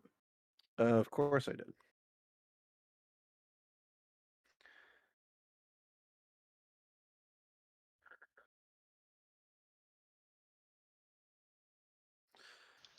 Uh,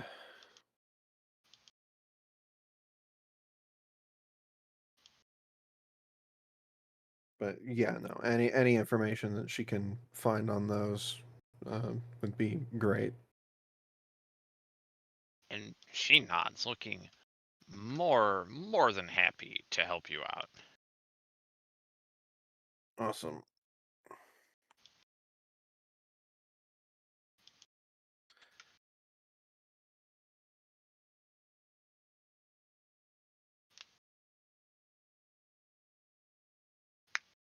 You actually, hey Gavin, are you okay? You look sort of actually should I even ask right now? Gavin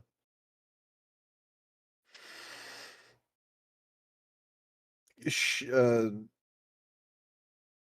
shakes his head a little bit like he was, you know, somewhat out of it and getting back into it.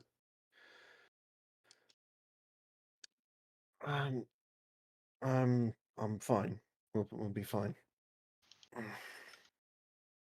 Well, okay.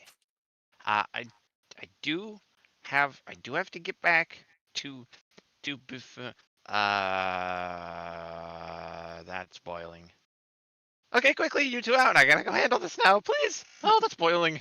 And she sprints over towards something and is frantically trying to put out, as you now see a plume of jet flame rising out of the top of some glassware.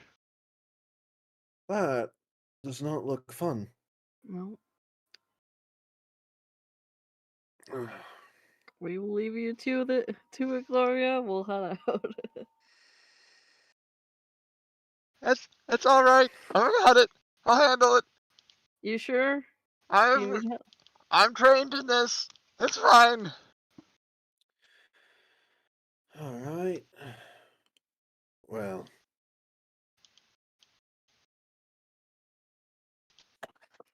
I'm going to go and sit for a few minutes and think.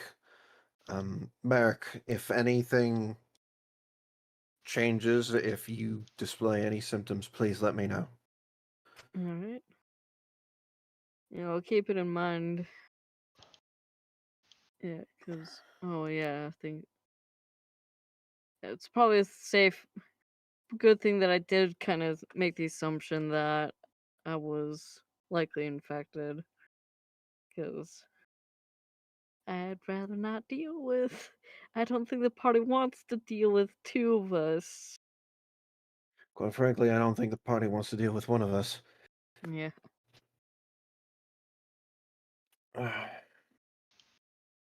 But yeah, I'll let you take some time, and then Again, I'm sorry about all of this. it happens. Mm. And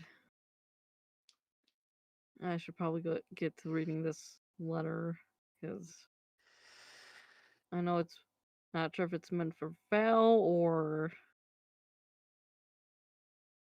someone else, considering I recognize some of the I can read on it. Gavin goes ahead and bows a bit and starts walking on down the way. What time in the day is it? About.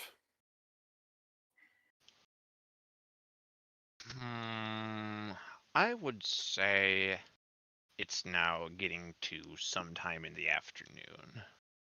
Hmm.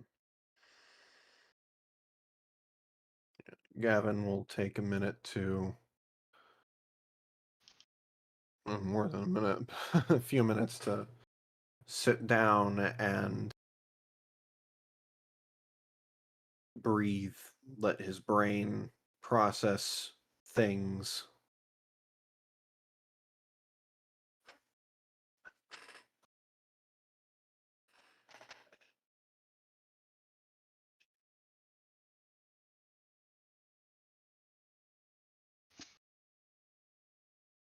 Understandable. Now, you are more than well able to take that moment and just sit. Let everything sort of stew in your mind.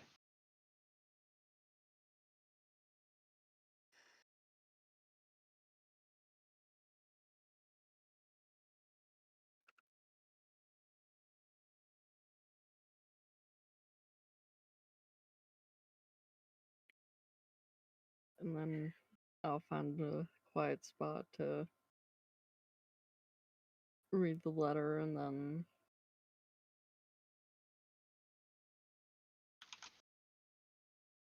Right. What are you guys gonna get up to next? Are you gonna read that letter there, Yep. Barrett? Yep, might as well. Excellent. You open the familiar letter, and as you look upon it, you realize that this is your family's seal. That is why it was so very familiar to you, is it's yours. Opening the letter, you find that it is addressed to Val, and it reads, "We have heard recently that you have returned, and find ourselves wanting for your assistance. Our dear son has, at least far as we know, come to your lands, and we seek to see him again. We ask that perhaps you might inquire of him if it is possible for our dear Beric to return home. There is business which needs be attended to after he has spent so long seeking the knowledge that he so dearly loves. If this finds you well, we hope that you will return a letter to us soon. Enclosed, you will find the means to send a letter at any time, and how you may find us, even if we are not at home, should you come to our lands. The best and finest regards. From Forge Lord and Forge Lady, Runeshaper."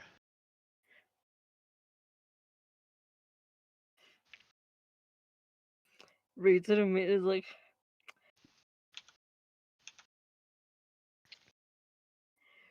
probably should let Val know. And be like, heads back to Val. And Val probably hears Barrack like as soon as he gets close enough. Like, look down the hall and just hear him be like, "Val, I read that letter." And assuming by the fact that you're here, it involves me in some way. What the fuck is it? Yeah, it's addressed for you. Technically, the reason why I recognize it is it's from my family. Want to take a look? I'm getting so Uh, many nervous sweat vibes. There be a dwarf shaking in his boots. uh, yes, if just for the fact that it was addressed to me, and if Barrack hands Val the letter, Yeah, obviously yeah. he will take it and read it. Yeah. Reads the, I assume it exact same thing that Lana already said. I'm not going to make him repeat it. I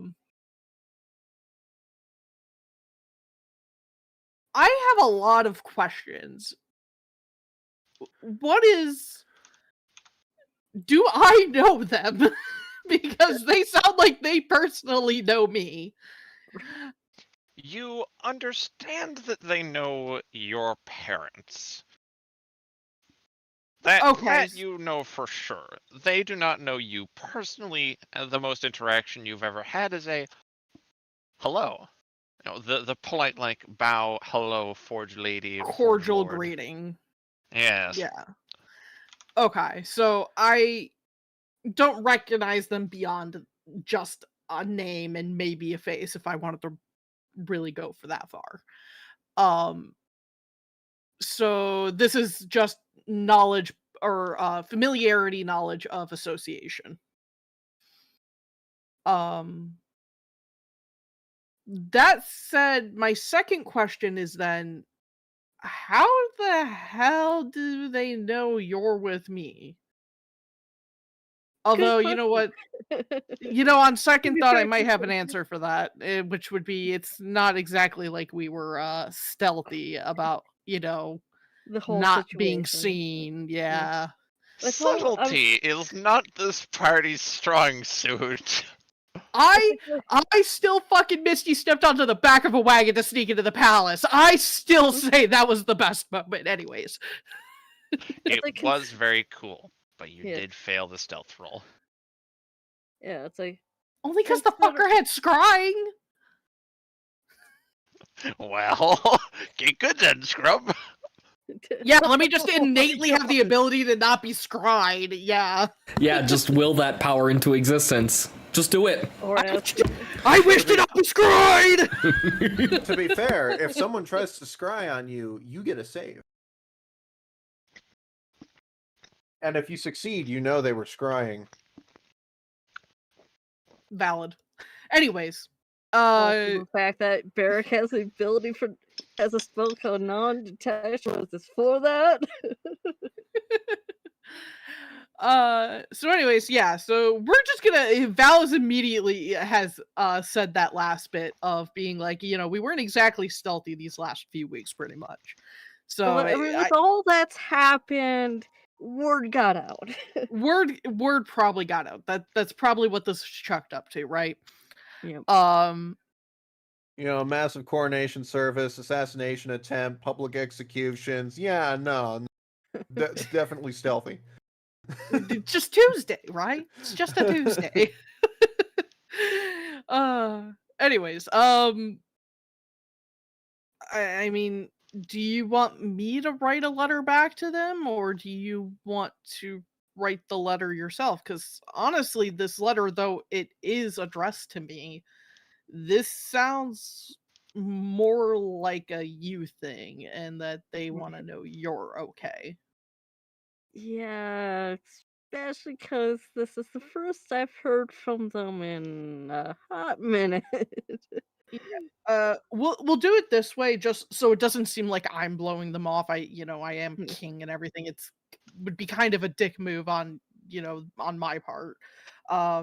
We're gonna just do like a double send letter here, which is I'm just gonna write a very short, brief things, basically acknowledging that I got their letter and but since you are here with me, enclosed is your letter to them of what you want to say.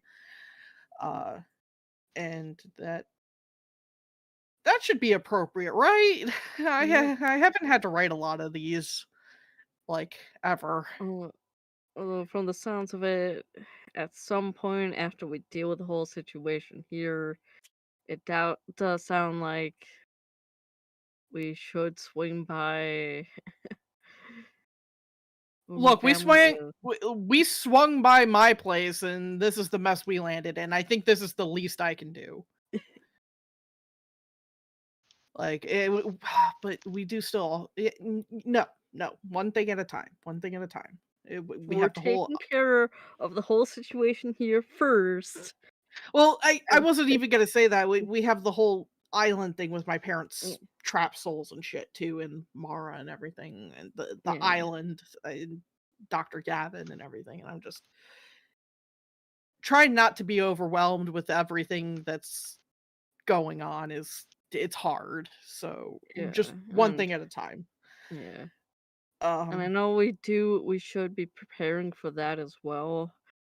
However, I would not be surprised if we end up taking a little bit on that. Just as much as I know we want to take care of that ASAP, it might take. Let's be honest, it will probably take a moment to prepare for that. Yeah, that's how I'm feeling too. I'm thinking the one of two ways we're gonna go is we're probably gonna either leave from here by ship to there, or maybe have Mara try and teleport us as close as they can, if not to there, when the time is right. But we'd have to be very much prepared to. Right. I'm not saying like, oh, let's do it here in like 10 minutes. Like we're gonna just go for a walk through the fucking courtyard or something. Because I get the feeling that as much as we would want to do it now, I feel underprepared, honestly. Yeah, well, underprepared, and I don't feel like even with us at our level right now, like with like like all of our skills between us, I'm not sure if it would be enough. That's just same. I full send agree with that. Like fully agree. So let's, like I just said, handle one thing at a time. I think I'm making a headway on finishing up my business here, and as soon as that's done, the council's gonna get maybe a short ceremony of brief introduction of like to the people, and then that's it. I'm probably bouncing right after that. Yeah. Yeah, we should at least acknowledge the letter to my parents. Yeah. Though. Yeah, let's let me quickly write up my thing, and then you can send then you can draft yours. And he starts scrambling on his desk for like a blank sheet of paper. um and Yeah, from the sounds of it, that it does sound like I do need to head. As said, it like I do need to head there at some point. yeah. I think their hope is soon, but Also, hey Barrick, I yeah. I got a question for you, and this isn't exactly the most glorious time to ask it, I realize, but I figured if I don't ask now, I probably never will. Um, would you work for me here? I I don't have a glorious speech to give you or anything of being like, "Hey, here I King Varys Galnodal yada yada first of his name." I'm not I can't, but I love Dr. That's- Gavin. Don't get me wrong. I love the man. But but he's only gonna be around for so long, even with his added time. and even given that, I'm sure the man's gonna retire someday. I don't want to keep him tied behind this desk forever. If he wants to stay there, fine. I don't care. That's up to him. But you know, I imagine he's gonna at some point be like, I'm done doing royal duties. Like I'm officially retiring, but I'm still gonna take that room. So you're still gonna see me around. I'm expecting that, honestly. And then he'll just occasionally pop in and out, and I'll just see him walk by and then be like, "Yo." Yeah. But I'm gonna such. Hey, Horn, Don't bro. How you doing? You don't fucking laugh. You know damn well that's how Dr. Gavin's gonna be. You don't know anything. But yeah, I want essentially I want another administrator at some point, and you're the closest person that I know I could trust with these kinds of duties. Uh, Obviously, you do not have to give me an answer right now. Right We're now. literally about to skip town at this Yeah. point. Like, I would but say, yeah. it just Obviously can't give like a definite right now, but um, should I still be alive at the end of this all these shenanigans well, that we're no one can dealing with? account for death. I can't even say I'm gonna be alive at the Well, end of this. and If I die, it's null and void anyways. it's like that coupled with I don't get pulled in some other direction that Well, can't. yeah, I Yeah. mean, you're more than entitled to the Yeah. fact that if you want to do something else, this isn't like, oh, I'm royal decreeing you into this, and now I'm gonna hold you Yeah. hostage. I'm not an asshole. That's a tyrant. Mm. Like, if you got other aspirations, obviously more seek those out. Like, man, Yeah. I'm just offering you like a job if you Yeah. wouldn't mind having it.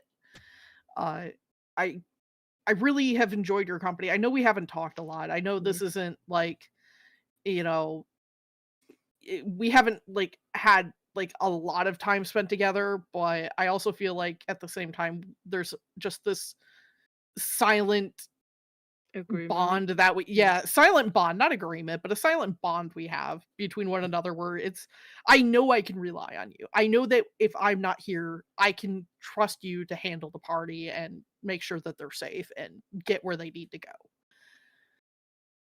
Yeah. And I won't give a definite yes, but it's like a more of like a tentative, Yeah, like I said, I don't Yeah. need an answer right now. I just know it's something that is on the table for you if Gotcha. you so Yeah. decide to pick it up. Yep. And unless I become deranged and corrupted for some reason, Lana, don't you fucking dare. Hey, God. you're the one that's gonna have to make that decision. I'll just provide you with the consequences in the situation. Talking to the god beyond gods here. Don't worry, if anything happens, I can rewrite your personality. That is terrifying, and I'm going to have a discussion with you about that later. But yeah, that offer remains out on the table indefinitely. I'm like I said, unless something happens to me, in which case, even if something does happen to me, I'm sure the council might even still be willing to accept this. It's one of the things on my to-do list before we leave is to write up essentially a king's last will and testament to have things put into order should I pass. And that'll be written in there as well, that that this deal essentially I'm offering you will be written in there as well, that if you choose to want to come here and be essentially an advisor, just don't go crazy with it, right? Like a certain someone. Yeah. And I know there's also a subtle, like, underlying tone beyond that as well. Not in your face, but this calls back to several episodes ago now, guys. Go and rewatch those if you haven't already.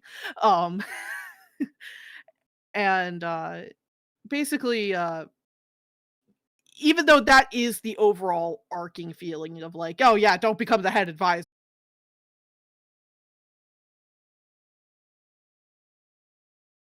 Oh shit, did I just lose connection?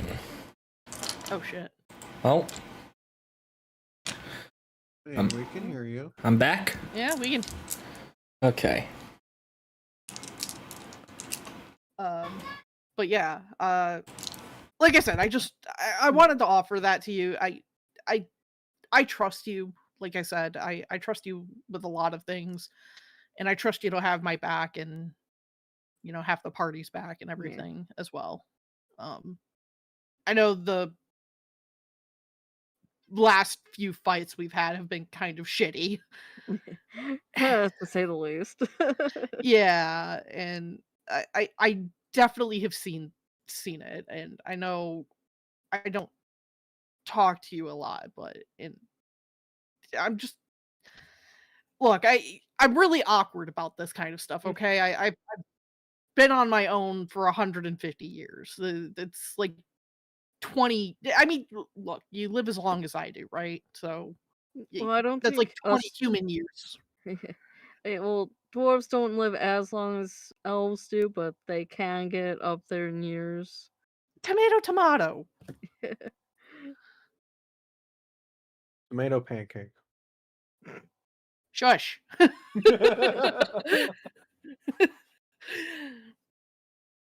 But yeah, I just wanted to offer that to you because I trust you, and I think it's the least I could do.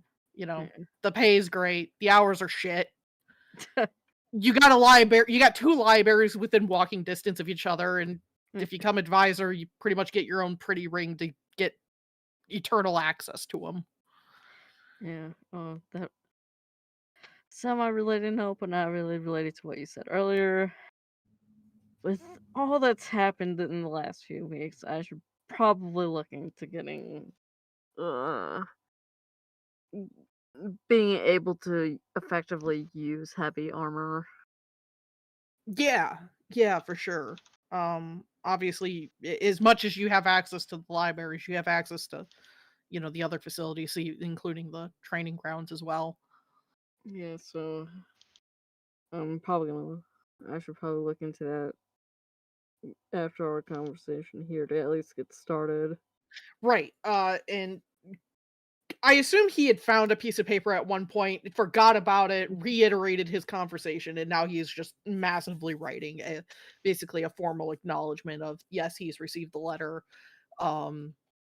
Barrack happens to already be in the room essentially at the time of writing this, and that enclosed is his reply as well. Since this felt more like a direct letter to him anyways. And then he signs off, and then basically hands the stack of blank paper to Barrick. Alright. I'll find a nice quiet spot to work on my letter and get it sent out. Who should I? What directions given, Lana, as to who it was to be sent to? I'm assuming. You don't need to actually read those instructions. You know that the best person to send it to is the curator of the home, who does anything from gets different new pieces of artwork, exchanges, manages the servants of the house, and so on. Basically, the head butler is whom you know to actually send anything to if you want it to arrive in a timely manner. And it's understandable that you either didn't mention this to Val, or it's only something that you remembered upon thinking about it. Gotcha. So, yes, you know to send it to the head butler, And I'm whose assuming. name I will put in the Lazy Tiefling notes. Where's Lazy Tieflings? There it is.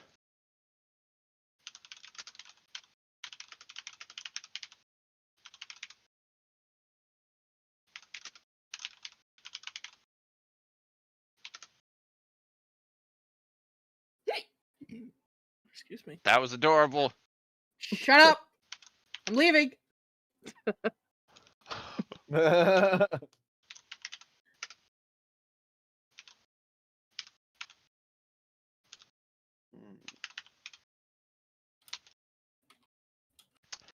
you go.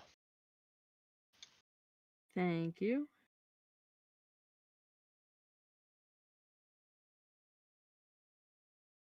And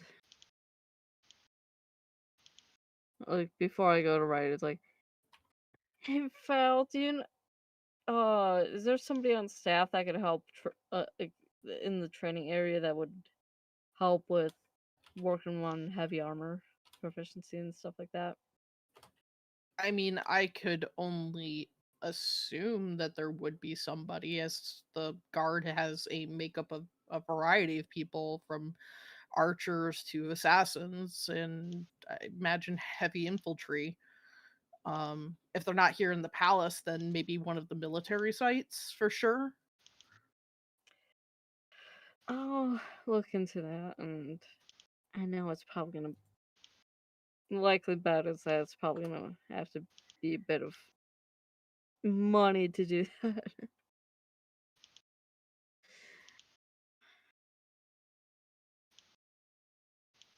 Because paying for their time, time. Yeah.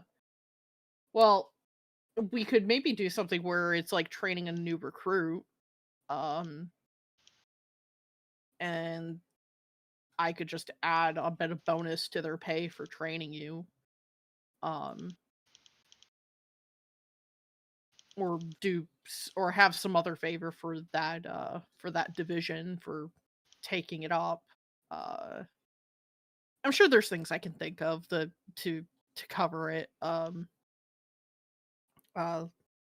We have bumping their pay, obviously. We have a training fee. Like, essentially just put it on my tab. Yeah, but could it probably I would again, I'll probably just go ahead and ask, well, like, just to be on the safe side, could I get that in writing?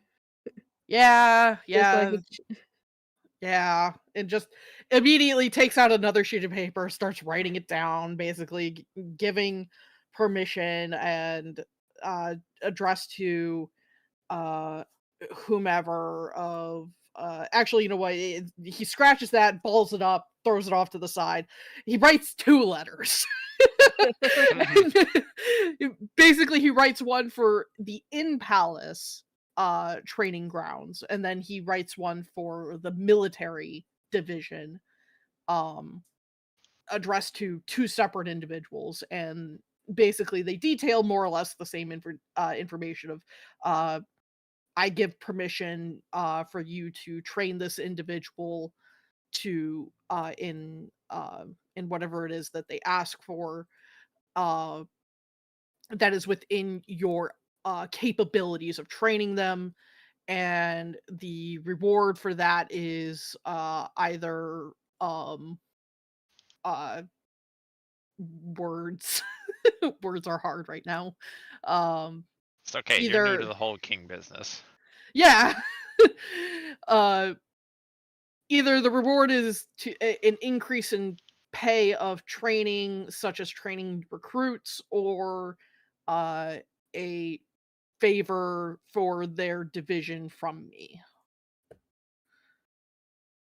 And pass those off to Barrack and telling him which one's which, and then to just take it to whichever division he wants to have train him. Alright.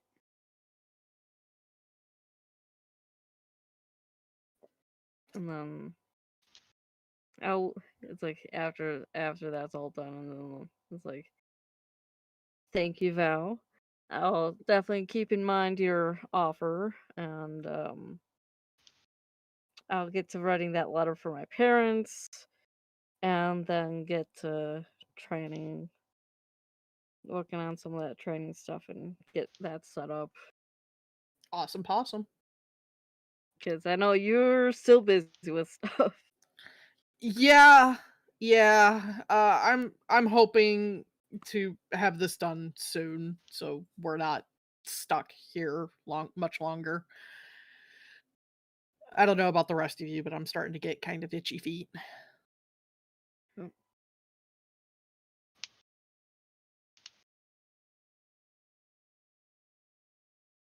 And I'll head off then and write down, a letter. Find a nice quiet spot to write down my letter to the parents first, and then I'll just be like, "Hey, I'm alive. I'll come, when I can, when there's a good opportunity to do so, and miss talking to you, and hope to catch up and get that all squared away, and then address to the head butler of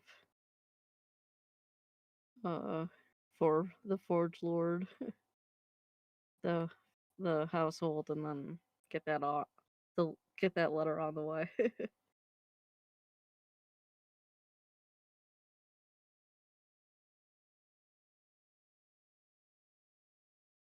Very good then. Because I know that's probably gonna end up taking a few hours, like probably the rest of the time before dinner at least, just because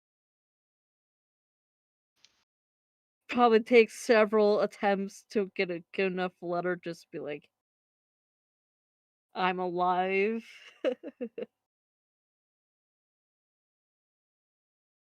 But yeah.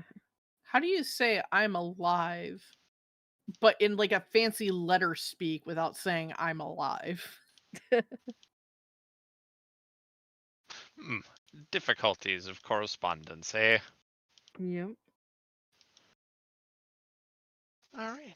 Off the letter goes. When any response will be returned, or what the reply will be, we'll have to wait.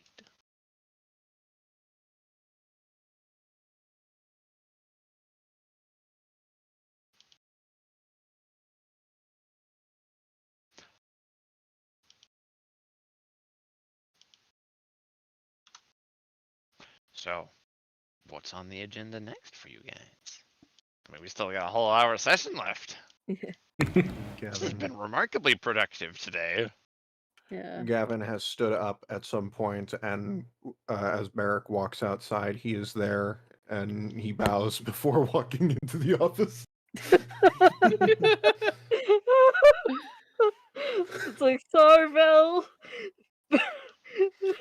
But Before you panic, I'm here to help with the paperwork. Oh, thank God. I figured you need it. Besides, I'm I'm used to paperwork. And until we figure out a few more things on where to acquire some different resources, there's not really much that can be done on my issues.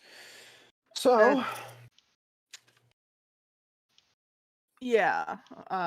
We'll hopefully get that figured out here soon-ish, hopefully. Again, I was just telling Barrick this as well, just tackle one problem at a time and just try to knock everything out in timely fashion. indeed. I have a question. I may have an This is answer. I really don't like having to ask this. I really don't want to ask this, but Spit it out before I smack you. smacking could do me a little good right now. Do it, please. Stunned. I imagine that Val is stunned by this for a moment because he said it jokingly, non-jokingly, and I just imagine he just leans over and he just like not hard, but just more or less taps him against the cheek and is just like, I wasn't expecting to actually slap you. It was a joke. Oh, come on. You can do better than that. Come on. Come on, give it to me. Do it. Fine. Okay. You asked for it. And Val will roll the hit. I will allow the hit to go through. Oh my god. Good God, Val. You've been at this desk for way too damn long. That's a fucking 7. Again, I'm allowing the hit to go through. Okay, I'm not so- trying to dodge. Otherwise he would have caught that. I certainly hope you can catch a 7. Think about werewolves. Their base AC goes up. Oh no. But Yeah. No. Yeah, so if Val smacks Dr. Gavin across the face. What's your strength score? A lousy 13. Well, that means I take 2 points of damage instead of 1.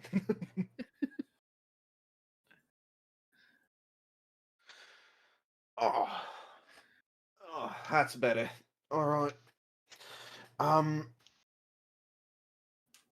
It occurs to me that my funds since I last worked here 150 years ago have to about 20 gold.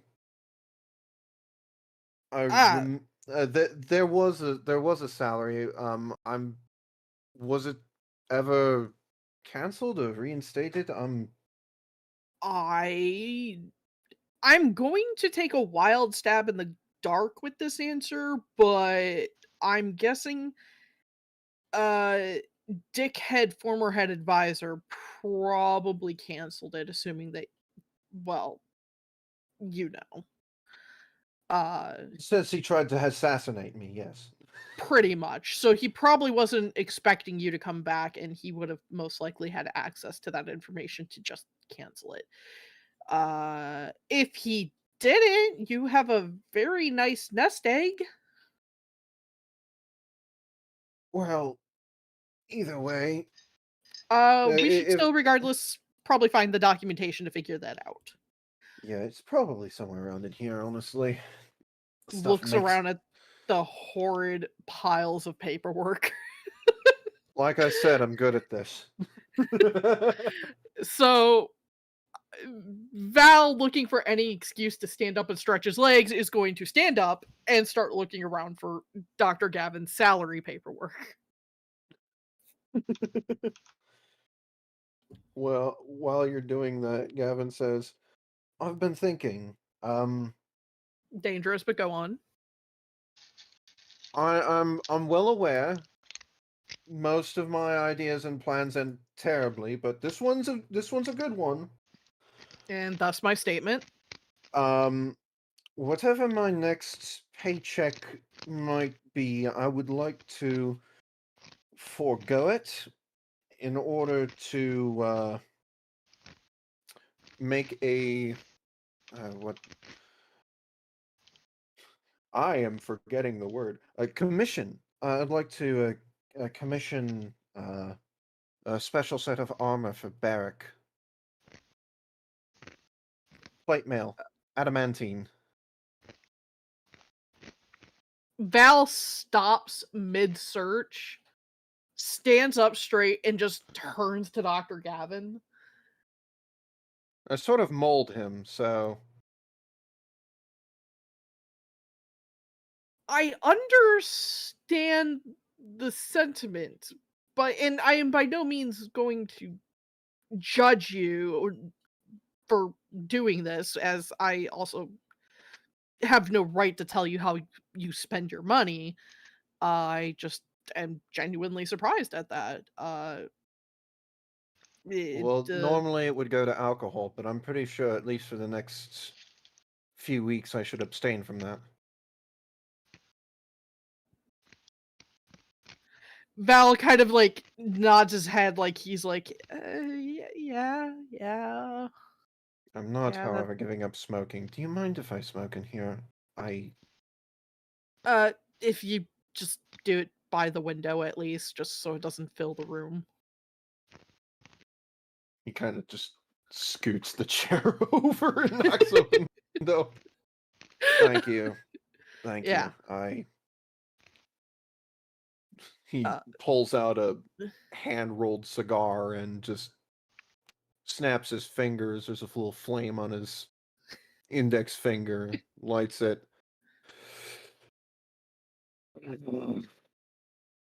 Fuck. Yeah. Ugh. Yeah, that can. Oh, I can for still taste that. I can't taste food properly, though. That's bloody fantastic. That sounds awful. I'm not gonna lie.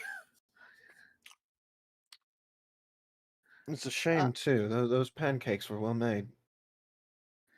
Yeah, you missed out on those. Those were bloody good pancakes. The bacon was pretty good, though. Yeah, pretty sure we're gonna have suckling pig tonight. Barbecue style. Or at least that's what Brianna called it. There's a whole pig. Yeah. That's probably Actually, a good thing. like whole boar, I think is what she Oh. said. Oh, Yeah, even better. So yeah, I'm gonna have to. I hate to dinner. ask this, considering we already have another person that has to drink things, but I may need a significant portion of that. Figured that out kind of this morning, which is why I did it upon request for a large meat meal tonight on top of what Brianna had planned. Thank you. We'll take into consideration that you probably should write an apology to Brianna, or at least go face her in person and say you apologize for the inconvenience.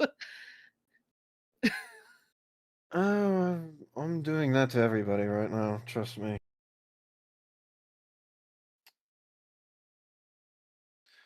I woke up to a scene that I'm not going to talk about that. Raised eyebrow. Lana, does Val ever find Dr. Gavin's old salary paperwork? And in what state? It's more like at some point there is effectively a butler or maid in the room who just has been providing the silent hand and making sure that you are capable of doing the work without losing track of everything. Eventually sort of reaches over, kind of places it within your reachable range of vision, and you find it that way. Okay. What is the state of his salary? Was it canceled some oddity of years ago, or was it never canceled and now he has this exorbitant amount of money that has been building up in the treasury that now has to be cashed out. You do find that it was never technically cancelled. It was effectively relegated to storage. So all of his pay is there. Okay. Good news, Dr. Gavin. Bro got to take a I ha- 150-year-old vacation and got paid for it. I don't I'm know if not we would getting call that a any- vacation. To be fair, I don't think he ever took vacation days. Oh, God. So this is actually way more expensive. Those were all his vacation days. It's like working in France. Oh, God. Oof. You work 3 days of the year. The rest of the time is paid vacation. Wait, So, so Val finds or is handed essentially the paperwork and reiterates this to Dr. Gavin that, well, your account was never canceled, and someone was managing to, I think, take record here, at least up until a certain degree. I'm sure we can finish the math on this. Gavin looks up at that. He's like, wait, what? That seems expensive. Well, you said your salary was 20 gold? No, I said I had 20 gold in my pocket. Oh, you have 20 gold in your pocket. Okay. Yeah. Maybe father gave you a boost before Dickhead did what he did to him? Let me see the paper. He hands it over to Dr. Gavin. Lana, how much money do I have? Numbers. More than I'm willing to bother to calculate. so yes. Yes. How do I type an infinity symbol?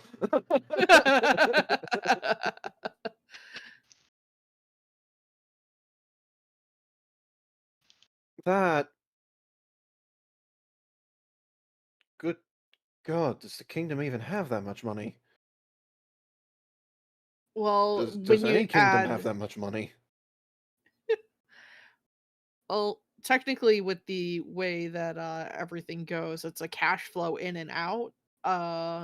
So technically speaking, yes, we have that much money. Do we have that much money on hand would be the better question. I'm going to safely assume no. And then at some point probably forget that I assumed that. And I apologize if I do. That is why we have a recording of this.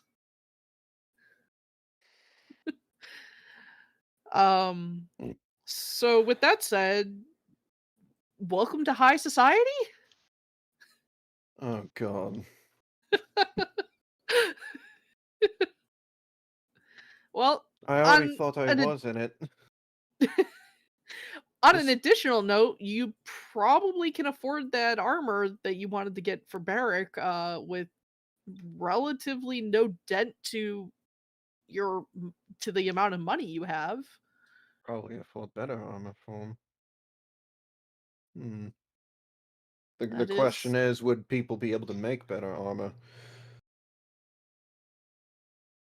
150 years is a long time. I don't know what kind of blacksmiths are around right now. Blacksmith is one thing. I'm thinking enchanters. Ah, also a Hmm. very good question. I never really checked into that. I never really checked into magic stores. I was really much more of a hunter than a purchaser.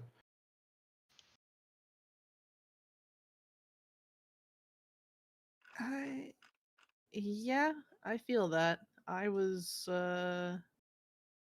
actually, Lana, given Val's childhood up until pretty much his expulsion. Would Val be aware of any enchanting stores that might be good with his talking to the everyday man as well as the soldiers?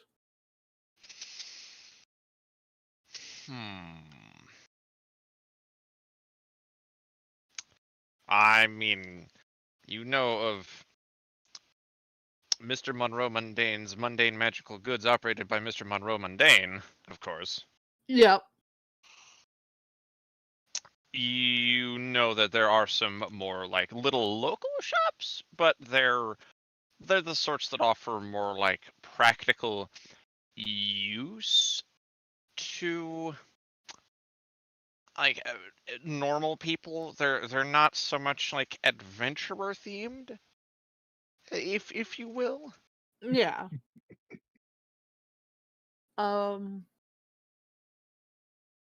So there's Mr. Mundane, who I also need to pay a visit to. And but the rest of them are not, I think, geared towards anything that would be what you're looking for.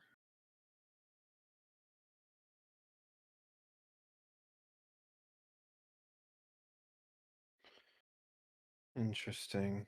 I'll have to check them out, give them a visit. I certainly would recommend them. They Also, have very good quality gear. I might also have to check out the library again. Sorry, there's a lot of things going through my... And Yeah. 80% of them have nothing to do with my affliction, which is surprising. You'd think it'd be more to do with Your my mic's- affliction at the moment. Of course, my mic is... It literally cut out the word horrible. Thank you, Mike. How Damn it, horrible. Michael. Maybe I just need to talk in this direction. The best part is that you kept talking in Gavin's voice. Yeah. Of course. I honestly, if it weren't for the fact that I was catching like the end bits of certain words, I actually thought it was on purpose. Oh no. Oh no.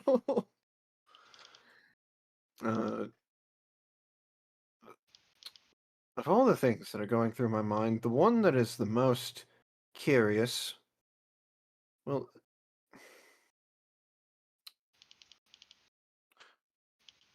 I'm trying to think and plan ahead for when we eventually go to my home.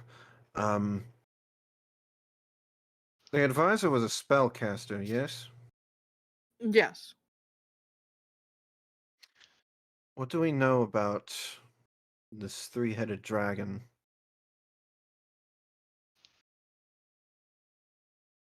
Not much.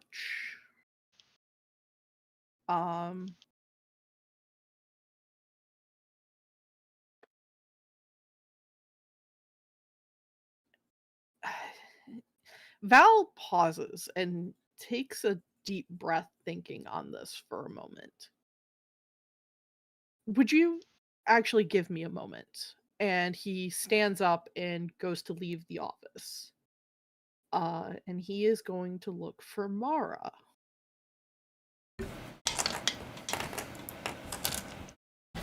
All right, Mara, you're up. All Mic's right. turned on. Yep, hello. This is welcome. You actually get to participate in the dang campaign. I feel so bad for Mara and Koga right now because they have had like no screen time at all. All good. Dang it, I thought we were done with Val's character arc. Are you kidding? The arc never ends. Nope. Actually, as soon as we get done at Val's homeland, I'm just gonna off him and I'm gonna just make a whole new character. No! All that hard work gone to waste. Ah, yes. Now we time for his character arc. Well, the king's dead again. Guess Gavin's in control now. Fuck. Anyways, going to Mara, going to Mara in character. Val goes to find Mara wherever she is at. Mara is.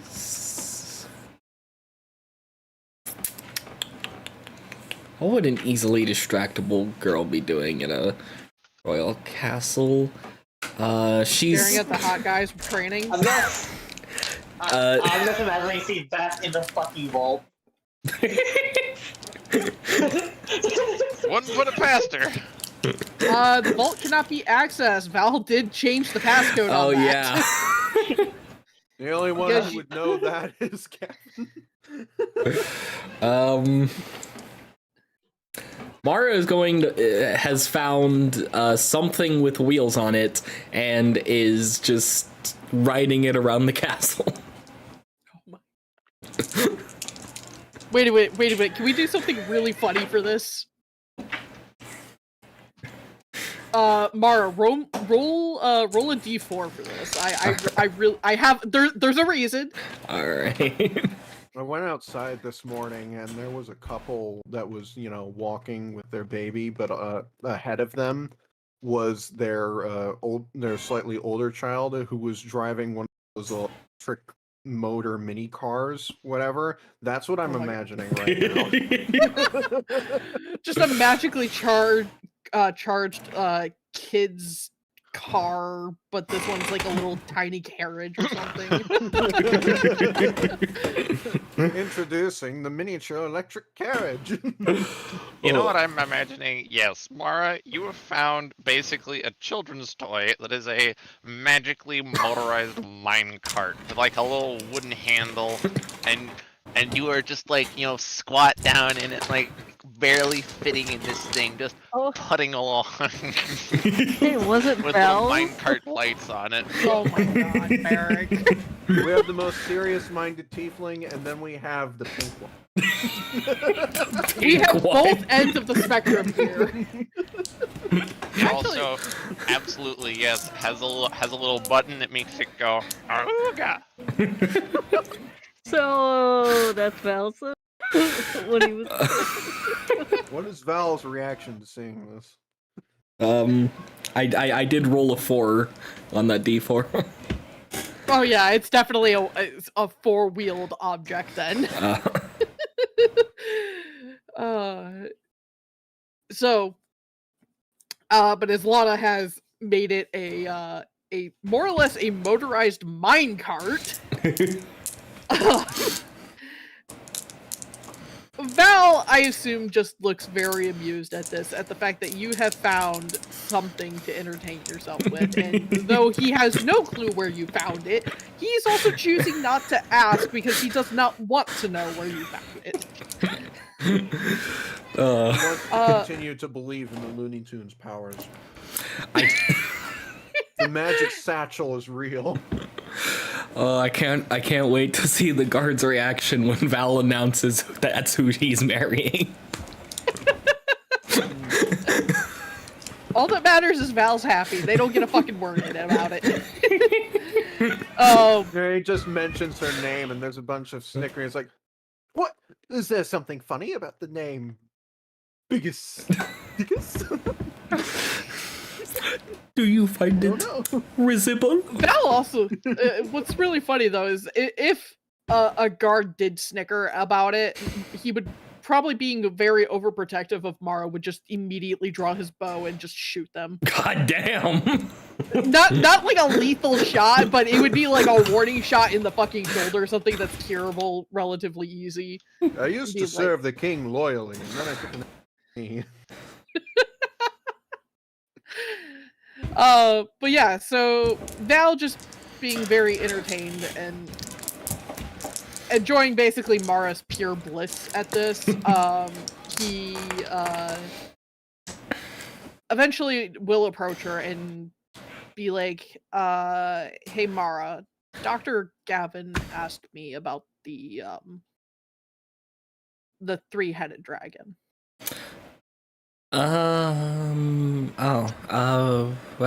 What about it? He wanted just more information on it in general, and I just figured it was not my place to speak. And so I wanted to ask you to either come and inform him or to give me something to inform him about it. Okay. She's going to just like power off the minecart and step out. It makes a soft little beep beep, and the little lights turn off. It probably came from the alien base below or something. Oh my god. But how'd she get it up here? We don't question it. Aliens gotta We have don't children's question it. toys Meanwhile, too. we question.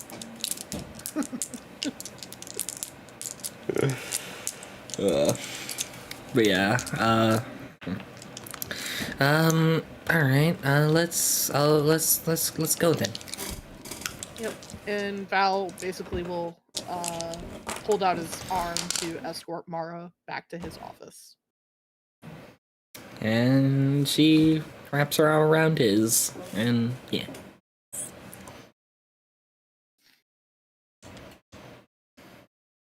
And they walk back into Val's office. Ah. Oh. Hello. Hi, Mr. Gavin. You know, I hate that it's this that we're talking about, considering we haven't actually gotten a chance to speak to each other yet. But, I wanted to know anything you, either of you would be willing to tell me that you know about the three-headed beast. The only thing I can tell you is how we ended up encountering it first. Any additional information beyond that would be better asked Mara.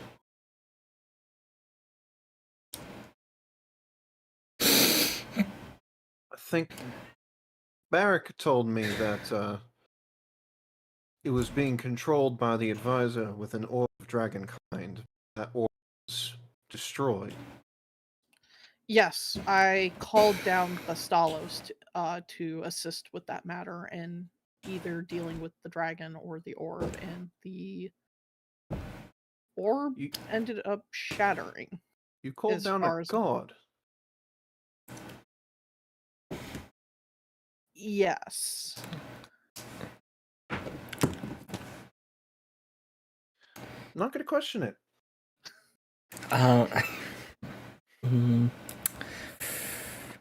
Well, about that orb. And she pulls the dragon orb out of her sack.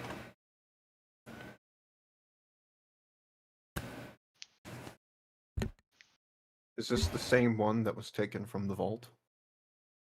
You know it to be.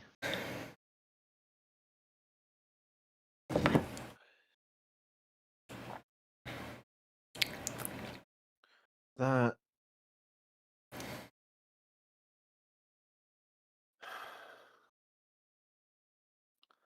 Great. Great. That... Hello, Toa Incidents, and welcome to the stream. That orb also It's will glad not to have you recognize here. anyone else Also, yes, besides phrasing. Mara.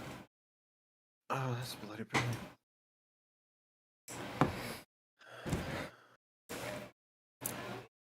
Well, then I feel like I need to apologize for something else. That being here is my fault. I found it. With your father, well.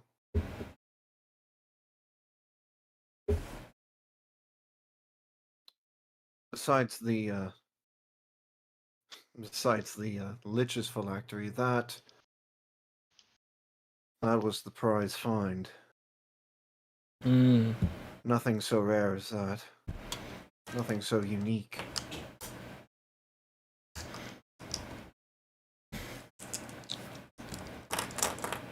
Why does it respond to you? It said something about being able to change fate, but I didn't really understand it. Mm.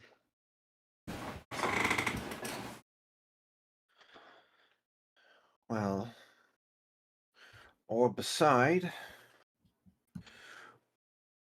what can you tell me about the dragons? Okay. Well, the black dragon is my great grandfather. Well, that explains why the orb responds to you. But what do we know about the black dragon?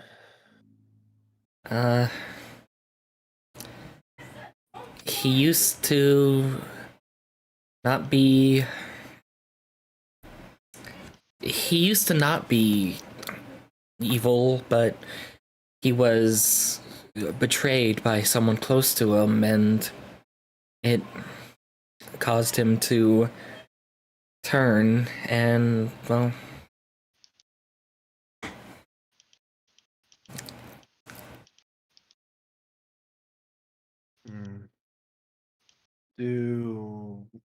Do you have a name for this dragon? Hang on. No, that's the wrong DM. Just gotta find it.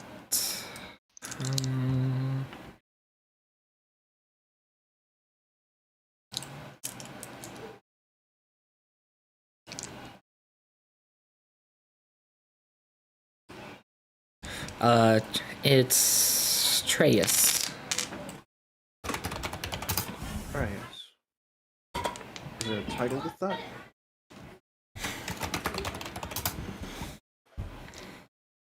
Not that I know. I mean... You can certainly look into some books to see if there's any names on... any information on a Treyas. Black Dragon Treyas. Son of Tiamat. Excuse me, what? Oh, you didn't know that?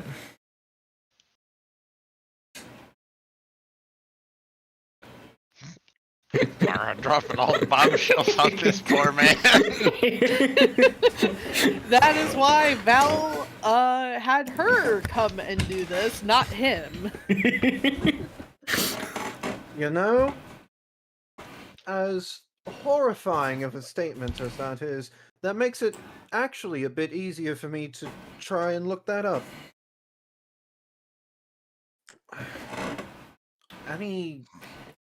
Do you have any information on the other two, though? Nada. They were white and purple, right? Yes. I don't remember who had that kind of information, though. I wasn't sure if that was information that was No, known by Barrick did everybody. give it. Okay, it was Barrick? Okay. Yeah.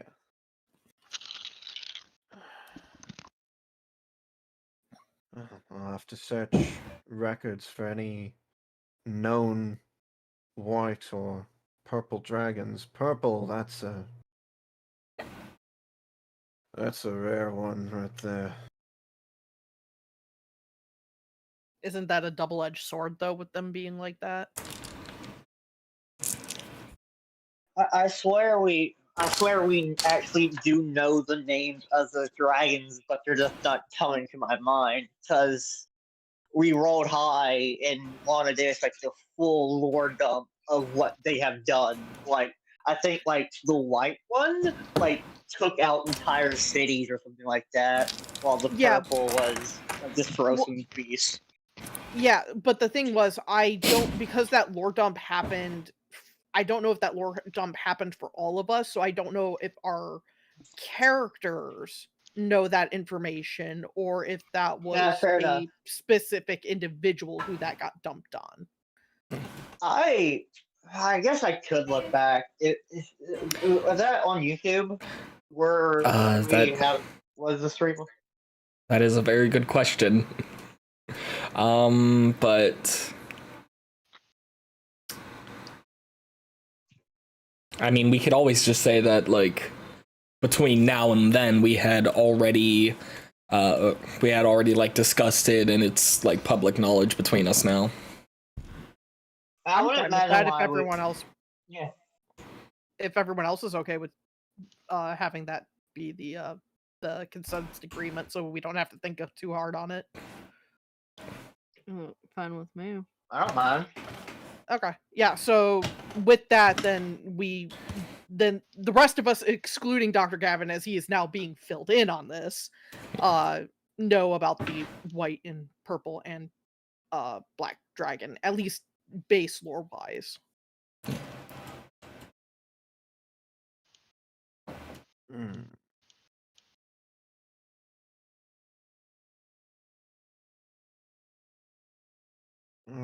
Okay, so you said there were details on these dragons? Somewhere? Barrick, I think, has some stuff, I believe, written down about him. I can try and recall some of that information. I know the white and purple dragon were they were big names. They should have there should be information about them for sure in the library. I, the player, have that information written down. You will have to excuse me because I do not know that information offhand. Okay. The character knows the names, though, right? Yeah, the character would know the names. I do not, though. Okay. So basically, Val will have given you the names, their titles, and what color they are, which we already established is the white, purple, and black. As well as some detail into some of their exploits, which makes it much easier to find information on them.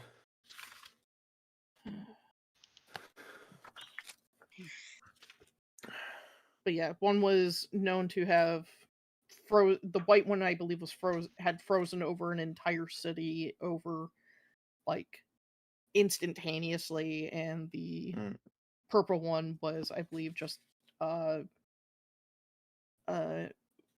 just a notorious tyrant, essentially. Well, besides freezing over a city and standard powers, did you have any information on any of their abilities? I honestly can't remember. Might want to go ask Barrick. He might remember or know something. As that would be probably easier for him to recall than me. Very well.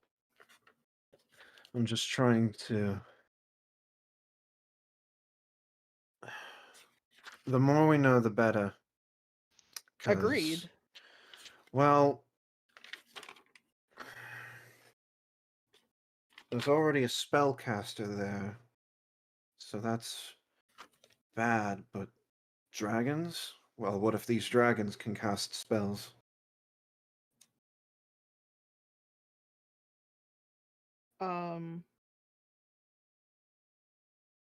Someone correct me on the events of this if I am wrong, because I am trying to recall knowledge from absolute months ago at this point. But when we first encountered them, the dragon was summoned in the Colosseum, correct? And then it was in the water of the final trial, essentially. Yeah, because the former head You- advisor was just like, you know what? I'm done with y'all doing as well as you are. I'm gonna give you something that I'm sure you guys won't be able to deal with. Right, and Do you want me to go back and listen and see what we know? not right now. It's not that important right now. In fact, I actually like the fact that it is better that our characters can't perfectly recall it. Just given the fact that first off, a lot of time has passed since then, and the fact that a lot of other more important things since then have come up, and now we're trying to recall this one particular instance. It's really funny oh yeah, more important stuff has happened, and the less important thing is the fucking son of Tiamat merged with 2 other god level dragons. Doom Dragon. Brrr. If I remember correctly, the 2 other dragons were explicitly called out as like being on the same level as the son of Tiamat, or like around that ballpark. Yeah, like, I like a mean, very in- similar. level. What's more terrifying and deadly? A random man with lycanthropy or King Ghidorah? I'm gonna look. In fairness, I'm gonna honestly chuck this up to the fact that Val pretty much thought that our lives were going to end right then and there, until he remembered. Right, he has favors to a god he can call, and just was like, "Nope, not dealing with this. This is above my skill level. God, come and smite him." I know we don't know anything about what Val did to earn those favors, but I like to think it's like perfectly mundane stuff. Like Val just did him a solid one time, bought him a drink. Yeah, God just walked in one day. It's like, hey, do you need a cup of coffee? Sure. I'm gonna grant you 3 Hey. wishes. Hey, I need some sayings. Do you have some? Yeah, sure. Thanks. You are now blessed with omnipotence. Oh no. The Stalos will now die for you. I don't did think I'm Val- that important. Well, I think. What time is it currently in game? It is. You guys have been chatting for a while, so it is now like past dinner.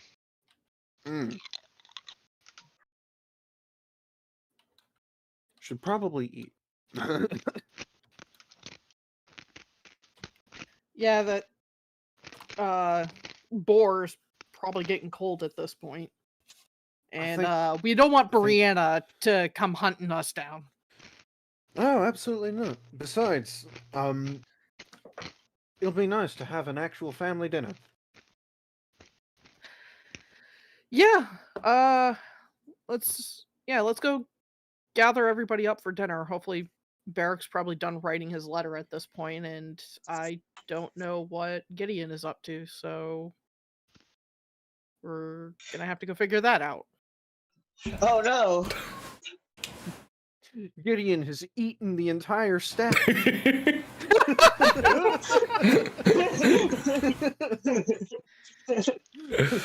Oh.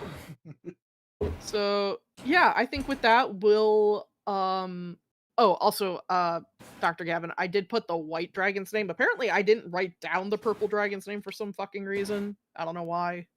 So Don't worry, I'm sure that won't come up. I'm going to reveal a terrible secret. I, as a player, know all their names. Oh. Ha!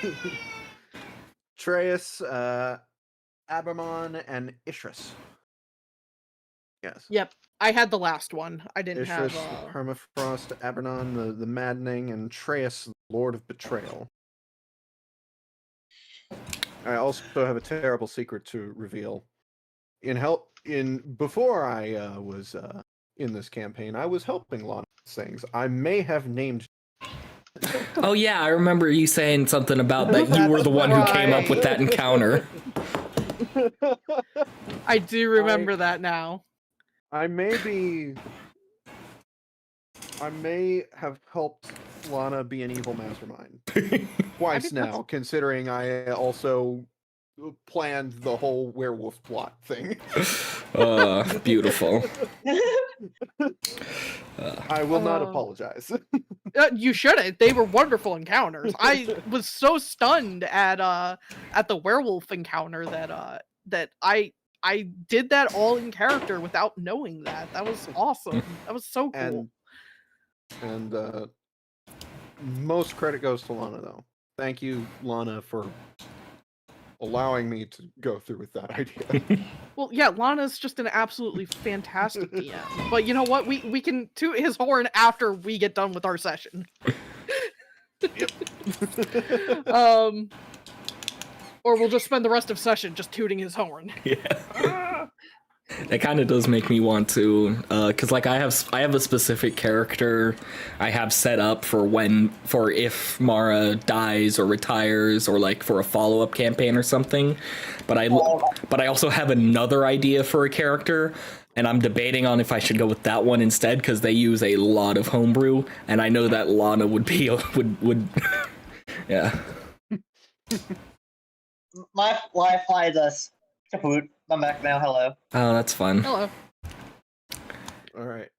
But Okay, with that said, though, we're back to prepping for we're prepping or gathering everybody for dinner. This also includes Gloria. I always forget to mention her by name. I just always assume that we go and get her, and I should acknowledge that she is part of the party. Yeah. One real quick thing though. Has Barrick gone back to his room at any point during all this? I'm scared. Oh no, what pranks have you done? How many chicken feathers are there? How many whoopee cushions are where? He probably went back there for like one. He was like gonna like thinking it'd probably be a good spot to like see about writing the letter. All right then. When you go back to your room, you will find that a piece of paper has been slipped under your door with Mara's name on it, and on it is a very, very rough sketch of this thing that I'm sending now. It's definitely not a penis. I wonder where he got it from. I wonder where he got that from. Oh, look, the Infinity Gauntlet. That's the Omnitrix. That's the goddamn Infinity Omnitrix. Put some respect. Yeah, but it's also the Infinity Gauntlet. Look at all those gems. The Chaos Emeralds.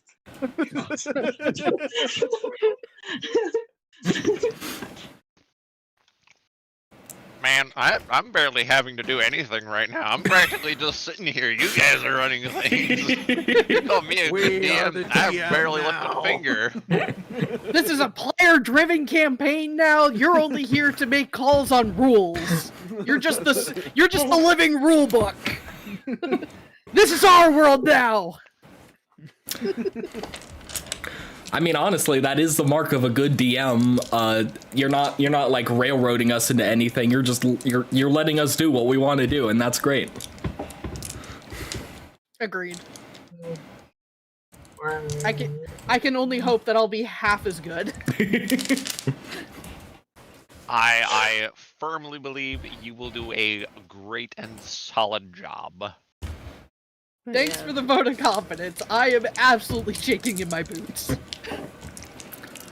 But yeah, so yeah, you see that, and there's like little like notes that specify exactly what it is she's asking for. And Barrick, do you know Ben 10? I should just ask. Yes. Okay, there you go.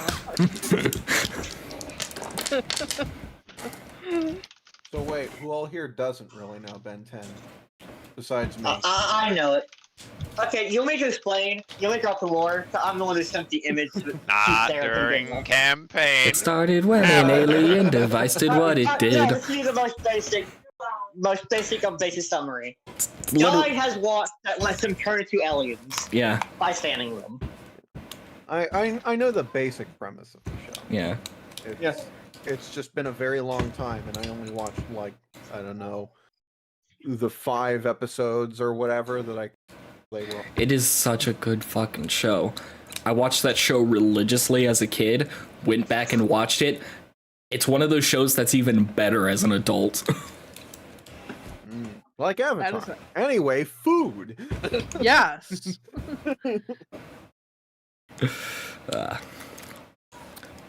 But yeah, it's like Varric looks at it and it's like looks at it like with all the notes that Mara's kind of written down. It's like Mara wrote this down and was just like, I'll and just to, like make that mental note of check with Mara. There's a reason why she gave this to me of all people to All right, like be now looking Lana, to make. it's time. It's time for your DM monologue in a Tolkien-esque amount of detail in the food that we're eating.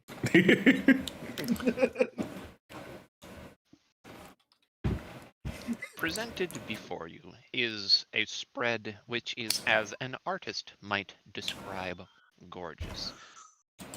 As the main course are 4 different varieties of fowl, each dressed differently. The main of which is the largest and is presented as a beautiful duck, dressed to the nines, glowing in the candlelight, which richly illuminates all which surrounds it, from bowls of fruits to wheels of cheese available to feed such a large and lively party as yours. To the new dietary senses of Dr. Gavin is presented something more specifically for him, and that is the whole of a roast pig, sat and dressed, though not as well, with the understanding that he may more ravenously dive into its delicate, delicious flavors. Presented for Val and Mara more personally is something of a more gentle touch, a sort of soup that in elven tradition is said to bring two lovers closer together on their wedding day. It is one which smells almost floral and just tastes warming to the tongue. Val, you recognize this is something exclusively to be shared between husband and wife, and is set so only you and Mara may reach it. Mara and your chair are also next to one another now. The staff knows. The staff ships it. Barrack, for you as well, there are some fruits you're more aware of from your homeland that are of a hardier sort. They're rougher. They've got a tough skin to them, but you recognize them, and oh, it warms your heart because you know for the hardy dwarf who perseveres, inside that is the most succulently luscious fruit you could ever bite into. They are Stoneflower's Delight is their name.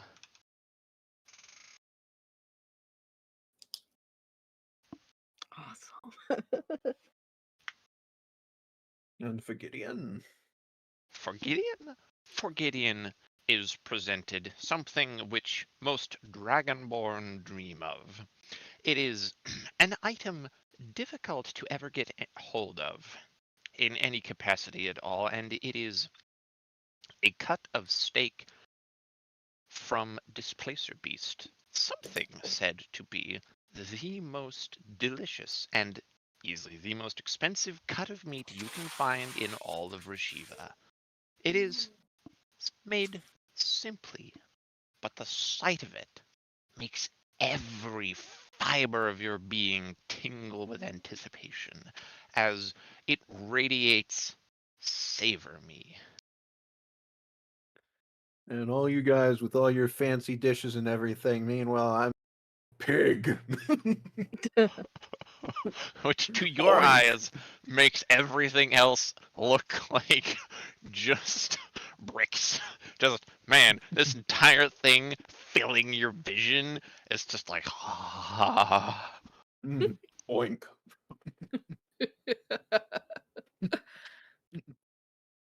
I know the staff probably did not appreciate Val changing the dinner menu last minute, but I think Val would be somewhat proud of himself.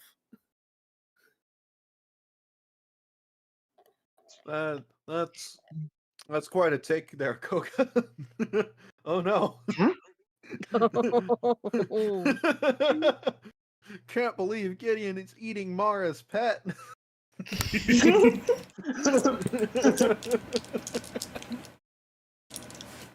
Oh no.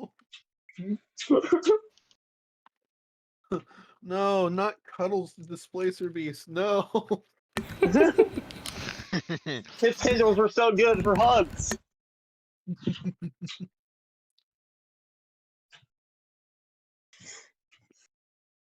So, before any talking is done, the first thing that happens, at least with Gavin, is yes, very ravenously, almost uncontrollably at this point, diving into said pig.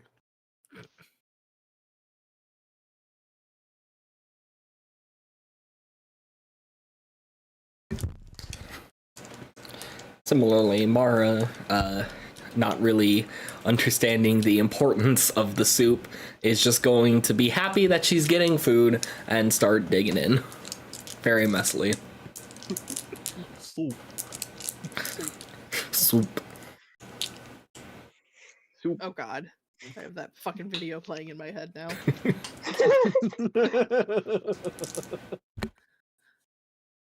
All right, now both Mara and Val, go ahead and just each of you make a d20 roll, please.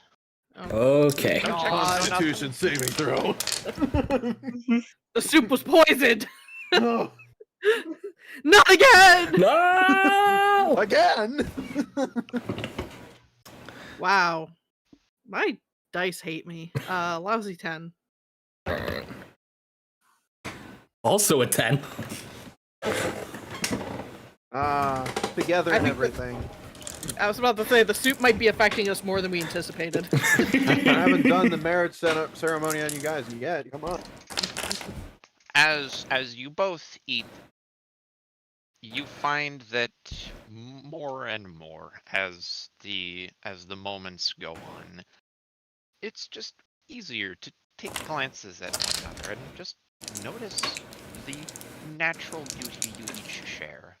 It's just easier to see one another, and it's easier to feel that affection. It makes it easier to just be openly loving to one another. That's all. I loved that.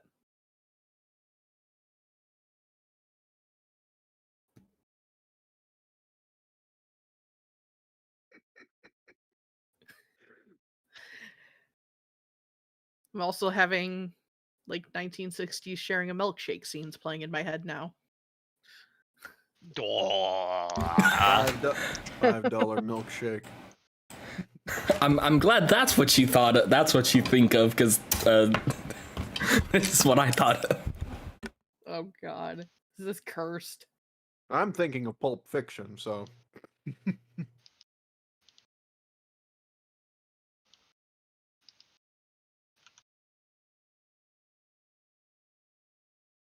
Also, thank you, Val, for that meme post. Oink oink, motherfucker. Dude, it's so terrifying. Like, I've always known boars are big ass motherfuckers, but they're like small cars. Yeah, no, this is why I get angry when the city line say, "Oh, what's wrong with 30 wild boars invading your property? You don't need guns to defend yourself." No, you don't You need a guns, fucking you tank.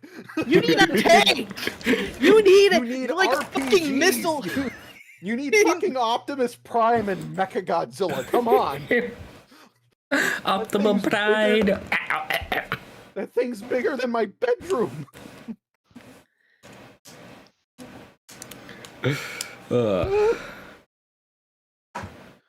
That thing's built Ford tough. Are you kidding me? Oh my god! Built Tonka tough. I want to see a Ford commercial of that now.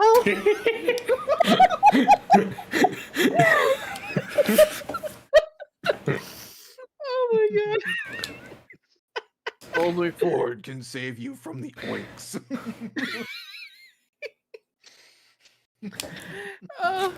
Anyways. Unfortunately, Ford stands for found on road dead.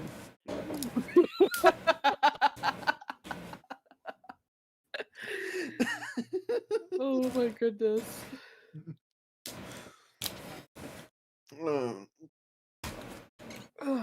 So it's quite a disturbing display when Gavin, continuously eating, consumes about 8 pounds of meat.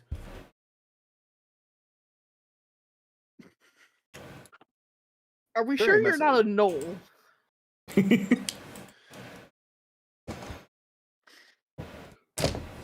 It's only at this point that Gavin looks up. I'm pretty sure my metabolism has increased exponentially, and I'm not sure. Your mic's cutting. God damn it, Mike. Stop cutting me. I love that was done in Gavin's voice.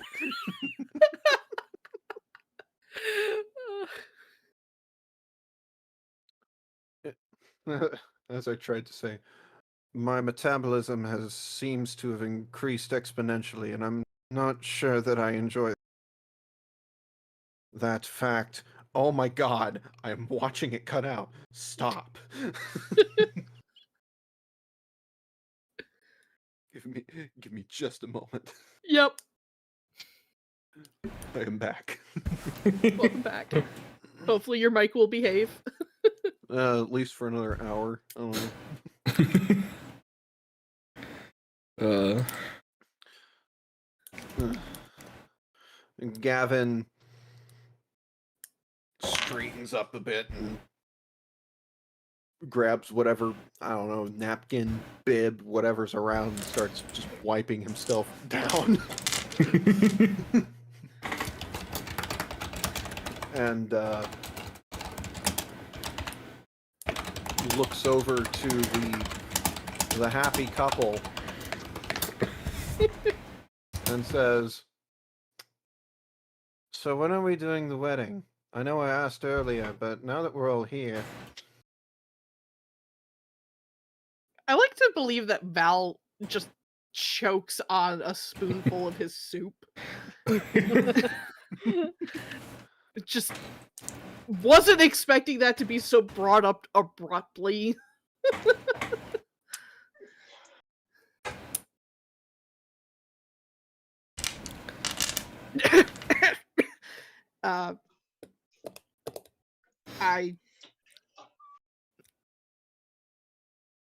And he's just moving his hand in the air like he is talking, but he's talking absolutely not at all.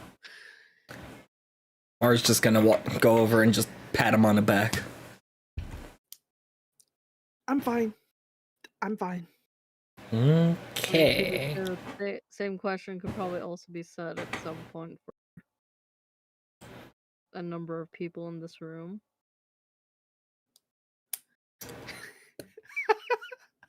Yeah, just absolutely retort with, "When are you marrying Kitty? When are you marrying Gloria?" Looks to Gideon. That's, When are you marrying Bunny Lady?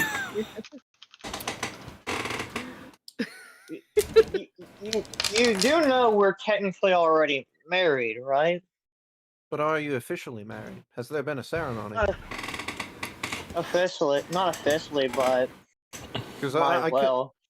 Yeah, because I can go do that. Not tonight. I do need to go back and meet with Kitty, but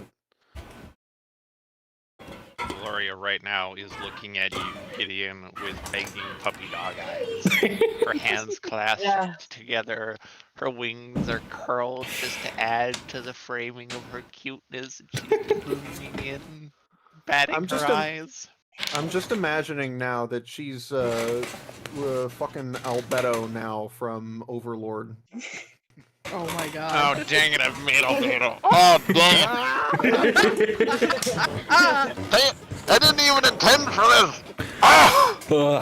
Get fucked, I Lava. knew the Overlord references would be coming in soon. Now they're on. I didn't even mean for this, but I made Albedo. Ah! At least Gideon actually has something to use on her. He can actually have boners. He's not a boner himself. They want to laugh at my boner. Well, I'll show them a boner. Oh my god. Come, Robin, let us read on the greatest boners of all time.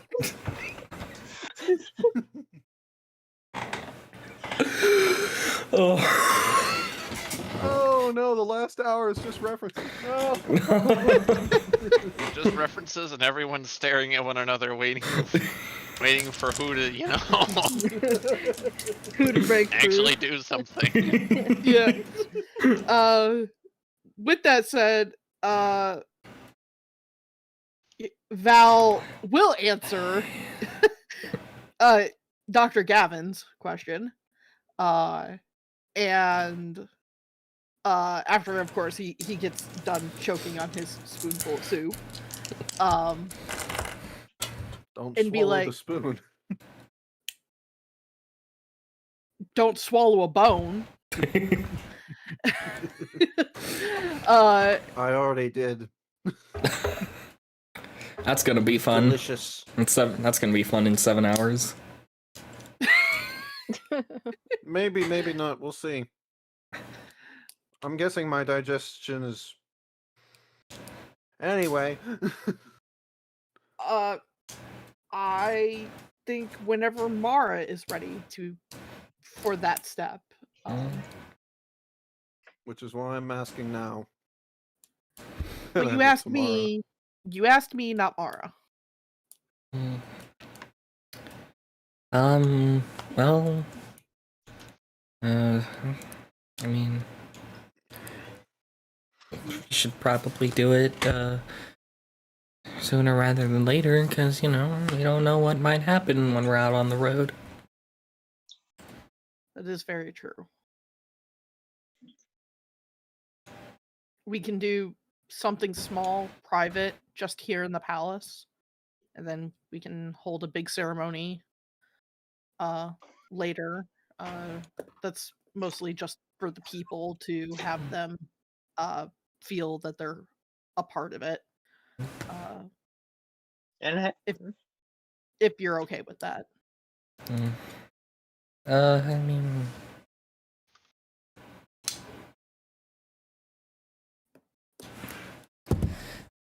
she sort of like It'll be presses her fingers together. Yeah, I always kind of wanted to have the, big fairy tale wedding. Oh. it is very awe. Mars' sweetie pie, oh my gosh. If that's what you want, we can definitely do that.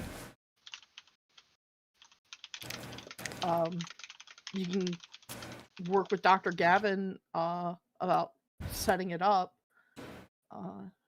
if you want to plan for it, and Should only take a few days to make preparations, honestly, for a larger thing.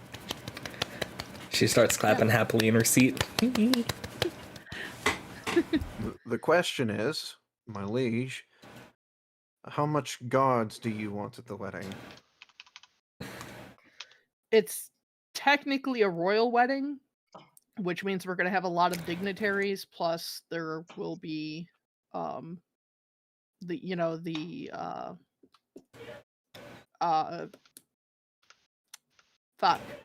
parade, that's the word I'm looking for.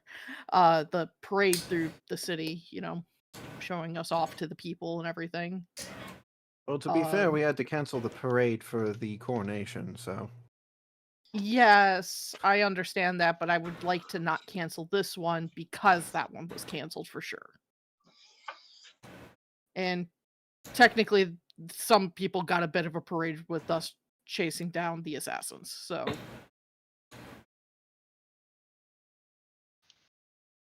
I just want to make sure that what happened before does not happen again. Hopefully it won't.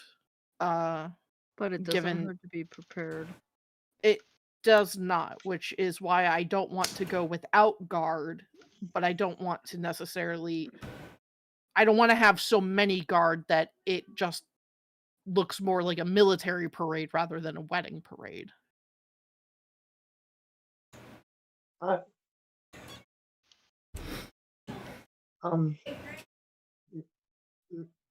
may I ask something? If you don't What have is it? mind. Of course.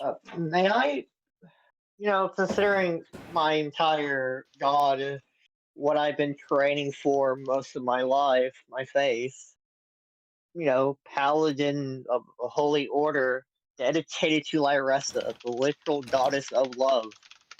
Do you mind if I have a hand in planning the wedding? Not at all. I would be honored. If you wish, you may even perform the ceremony. I wouldn't want to take that from you. If that's what you desire. I mean, to be fair, I got the coronation, and I'm pretty sure I'm going to maybe do a couple other weddings around here. I don't know. But, it's your god. Right, but I'm sure Val would prefer someone he knows a lot closer. Honestly, Gideon, that would be you.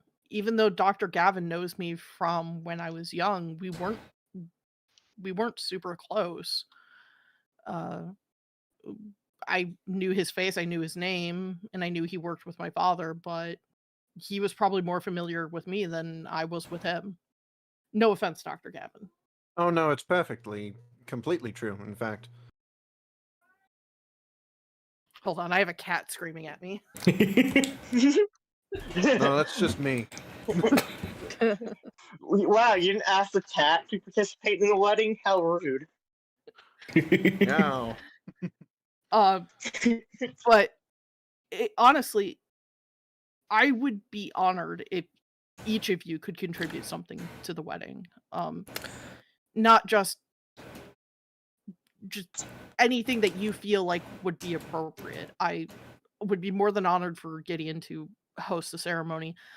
I was just going to ask the priestess, whose name currently escapes me. I was going to ask Emrys, head priestess Emrys, to do it, but I'm more than honored for Gideon to do it. And I think it's very appropriate given your god.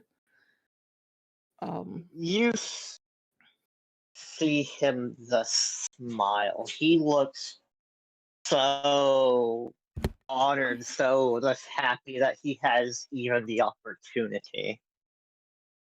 He just nods with a lot more eagerness than he has had in at least a good while. Yeah. Yeah, I'd absolutely love to. That would be amazing. Yeah, I'm more than honored, and I think, Mara, I didn't really get your opinion about it, but would you be okay with that? Yeah. And then,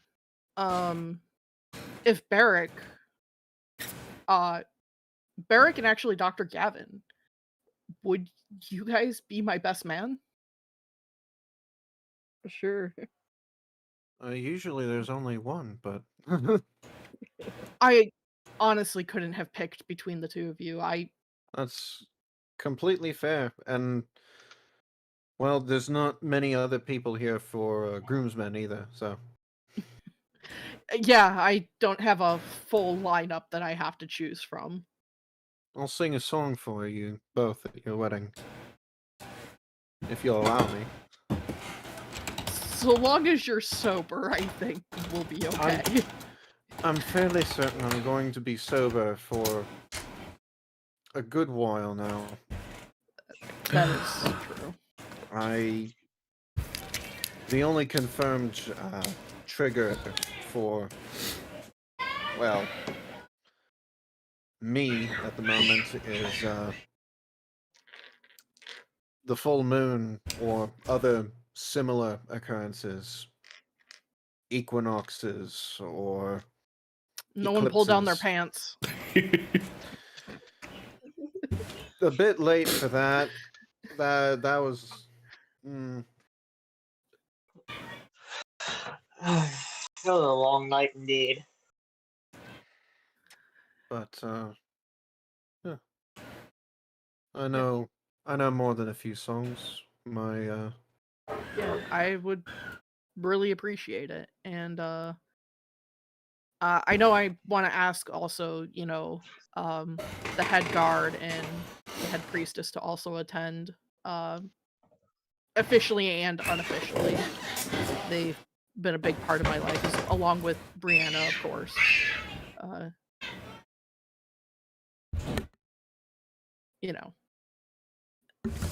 I don't have too many people left that I could ask. I need to find bridesmaids. looks over at Gloria. I was about to say Gloria, Kitty. Okay. Gloria is excitedly pointing at herself, like waving, just like her wings are actively kind of flapping with excitement. Okay. So, you, Gloria, and a kitty, and tiefling friend, and she starts naming off a bunch of names, people from her village.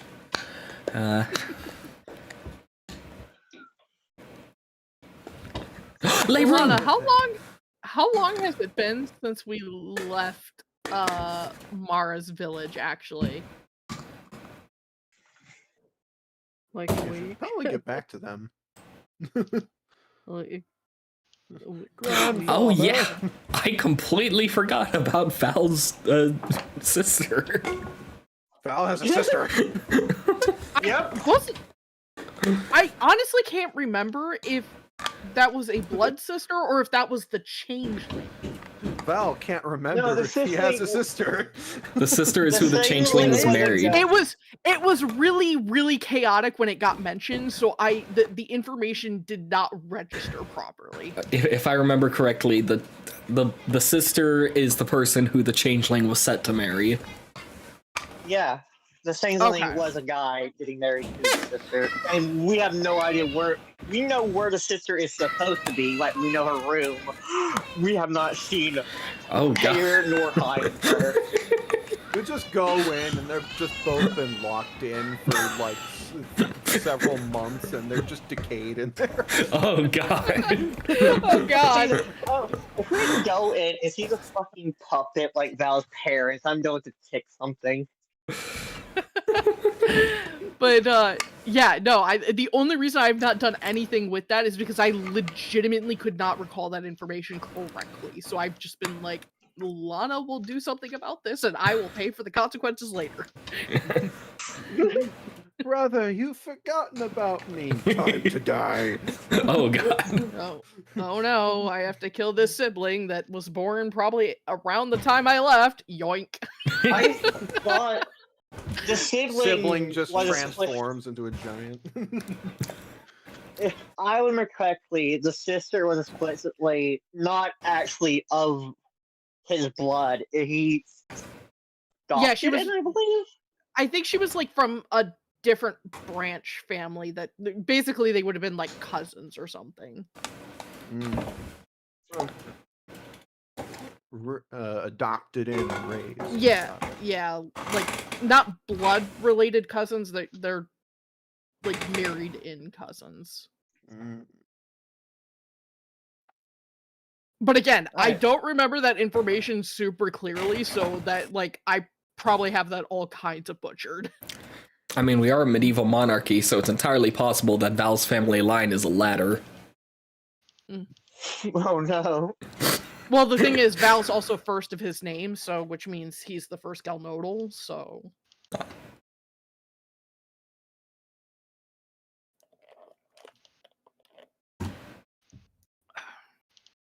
But yeah, that is consequences I will deal with later.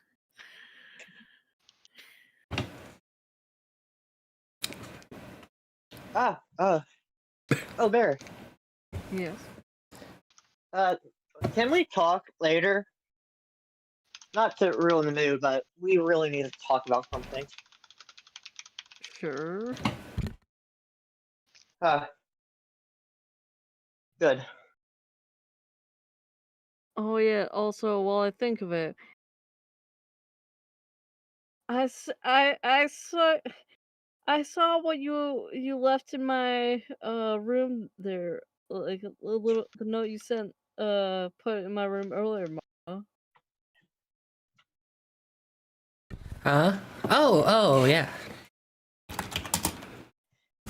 Is that something you were looking into making at and wanting to have at some point, or? Yes. I had an idea, and I want it.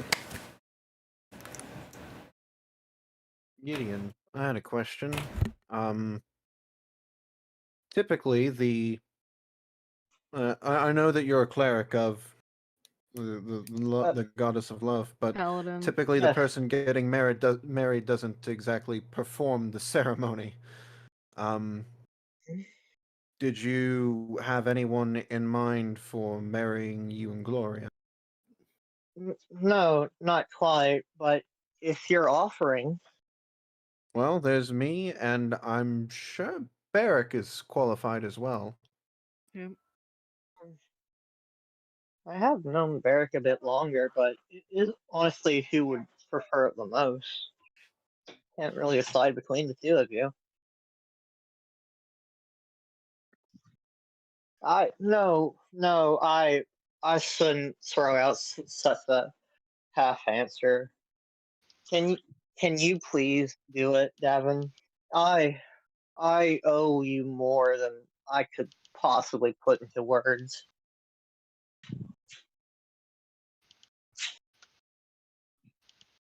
Gavin stands up, walks over to you, and offers his hand for a shake. I would be honored to. And Gideon holds out his hand and shakes it firmly. As he shakes his hand, Gavin pulls him in for the one arm hug, whatever. Yeah, Gideon hugs him back pretty tightly. Wait, Look God, at these I should bros probably hugging. tell this. No one else I in the should- party knows what happened between us that one night. No. Yeah. So actually, this is that just is like, actually a These very guys fair threatened to point. murder each other the other day, and now they're best of bros. What the fuck is going on? That is actually a Barrick very had- fair had- point. The only reason why Barrick has any sort of implication was because he saw the card go back into the deck. Yeah, and Derek has no fucking idea what that card means or what it does. No, he just all he knows is that the card returned to the deck, which meant something happened to the card so that it got cleared. And fucking doesn't- Val and Mara are just fully out of the loop here. They have no clue because it's just like, wait, what? I thought you hated Like, each other's maybe- guts. Like, Like- maybe they heard the literal actual storm that brew into the room, but that's a big if. If more likely, it's Did kind of you- hard not to hear that. I mean, I left it for Gideon to talk about if he wanted to. Did you not tell the rest of everyone? Mara just. No, Yeah. That's fair. That's fair. No, I definitely owe it to them to explain. God, the more I keep quiet, the worse everything seems to become. Do you all mind? I no, don't want to ruin the mood, but when do you think is ruin. best to explain? There's no way to really ruin the mood. We're at a family dinner. We're supposed to talk about Right. everything. I go back and sit down by the pig.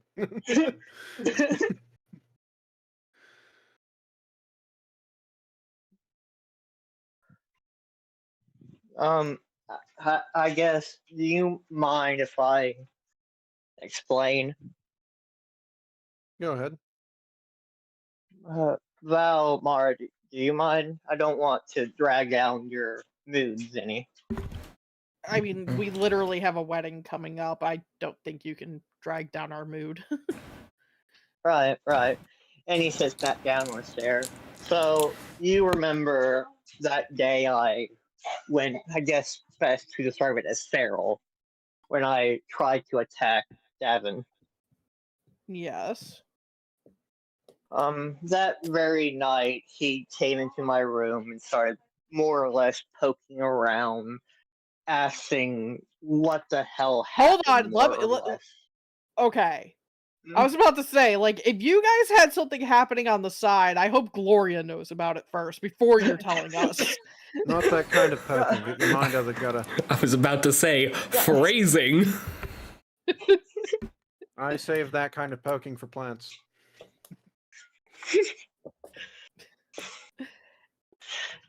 No, he was more or less, I guess, worried.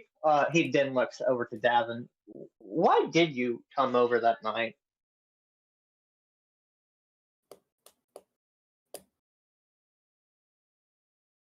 Generally Something- speaking, people don't walk into the room of the people that tried to kill them the very night. You might be very lucky, Gideon. He might have been in there to originally kill you. No.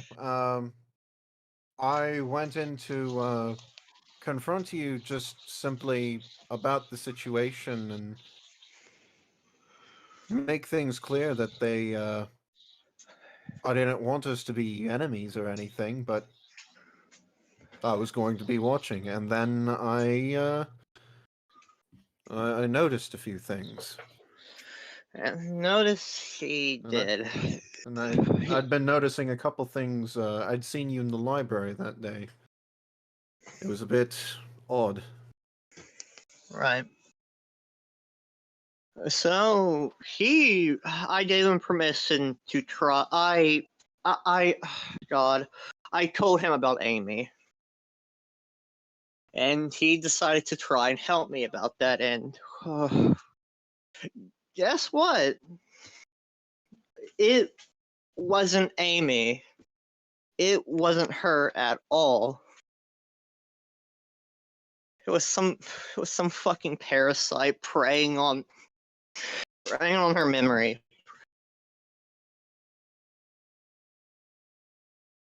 Some fucking monster from the card itself. He managed to get rid of it for me. Managed to banish it, bring it back to the card, whatever. He exorcised that parasite. And that's what happened. Well, I don't understand how this is supposed to have brought down the mood. This is something worth celebrating. Yeah, it is, but there's something. God, there's something she said that I know for a fact she wasn't lying about. Do you remember my memory problem?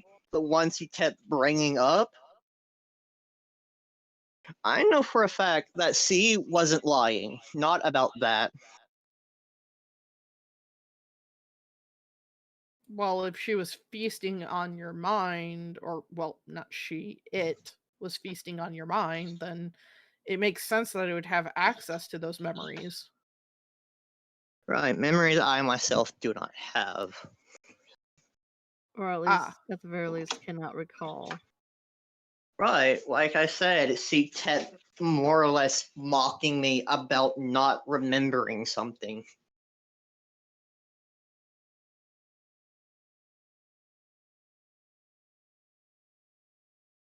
Now I'm curious. This is dumb. This is probably completely untrue. But Davin, you mentioned you have memory issues too.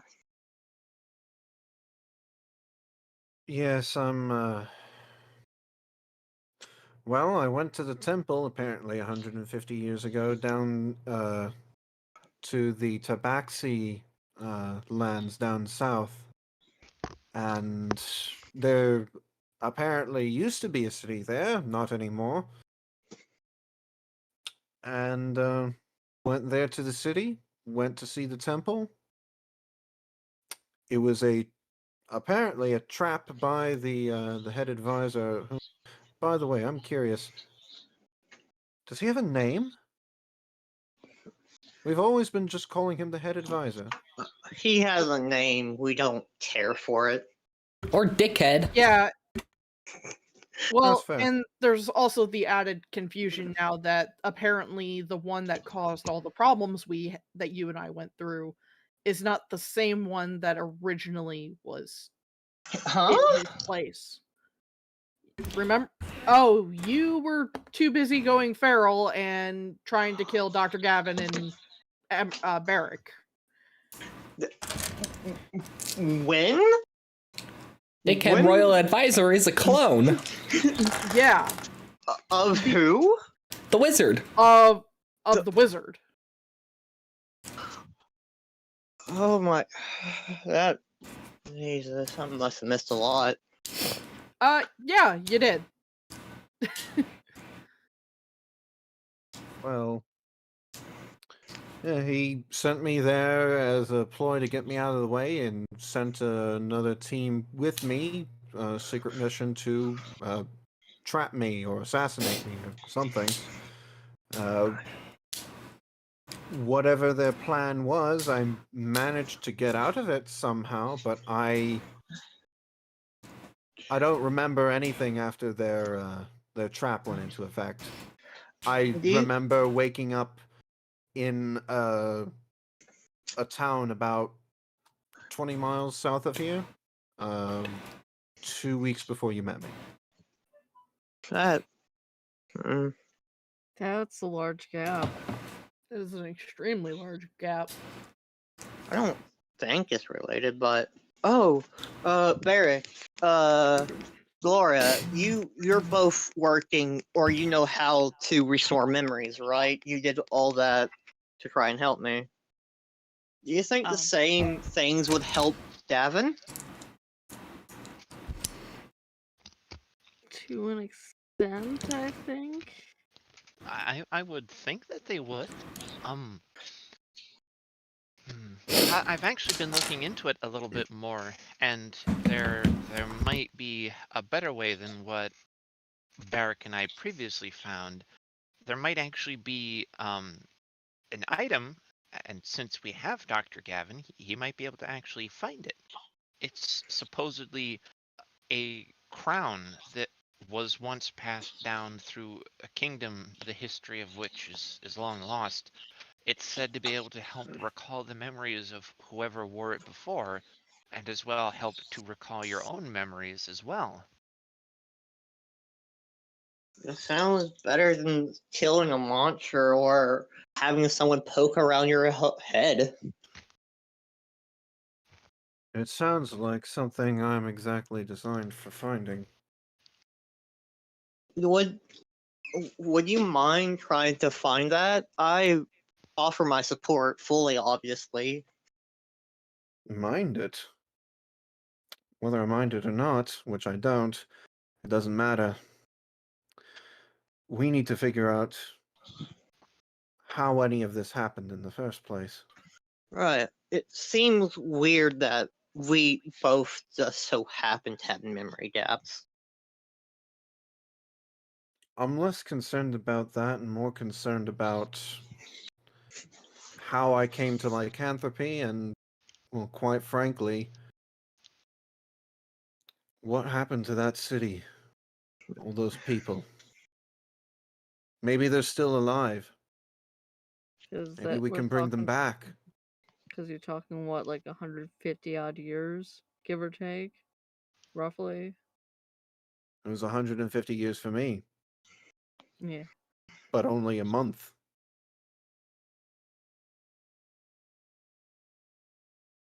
Yeah, so definitely.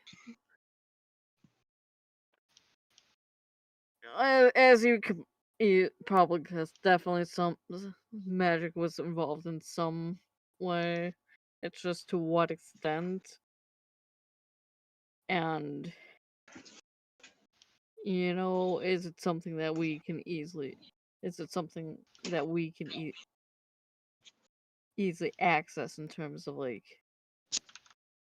clearing it that magic? Well, first we need to find a way to look into my mind, because that's the only way we're going to find those answers. Alright, we have ways to do that. We could kill a monster. I believe Val said I think Val said he could set that up at any time.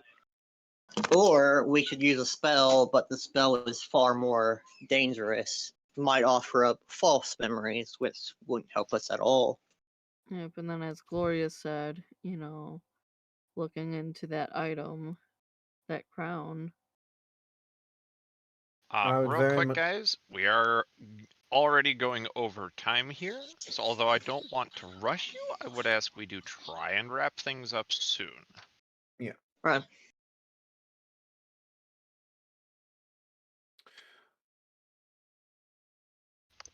I would very much like to look into this crown. It could be useful in finding more lost memories as well, if anyone has any.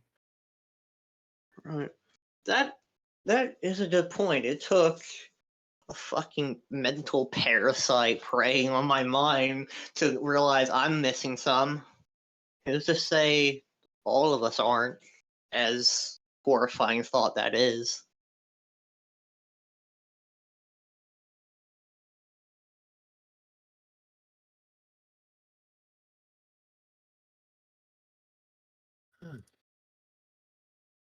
As a last resort, if the crown doesn't do anything, then there's another possibility. And I'm sure Barrick might know something about this. The spell legend lore. Oh yes. The more details I know about something, the more I could use, like the more accurate of stuff I could get when using it. The cost, though. Oh, Dr. And Gavin, don't forget to talk about the dragons with Barrick. I don't know if you had been given that opportunity. we Out of spoke, game, we spoke about it briefly when we first met, but other than that.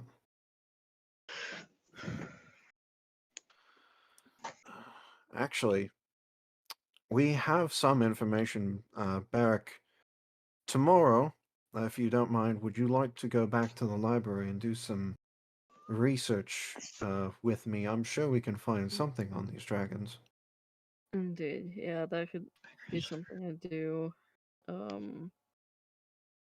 Yeah, because I'm also setting up, in the process of setting up,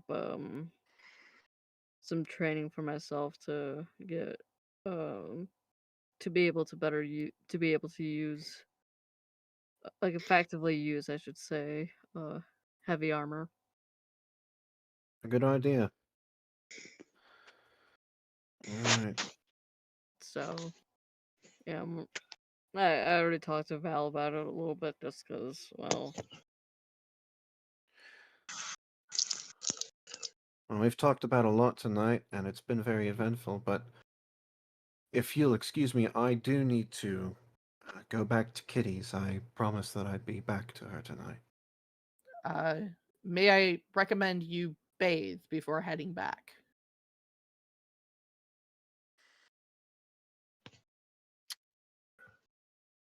That might be a good idea.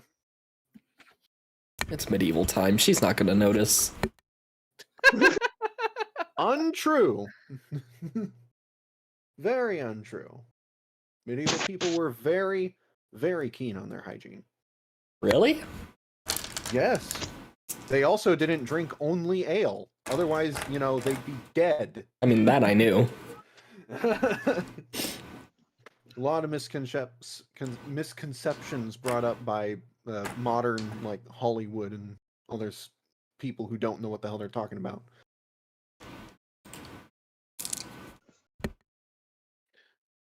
They were also a lot more scandalous than people think.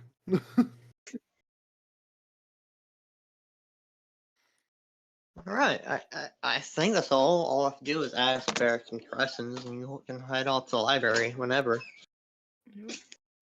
I'm going to go bathe, and then I'm going to go to Kitty. Go. All right. Go. Go gadget.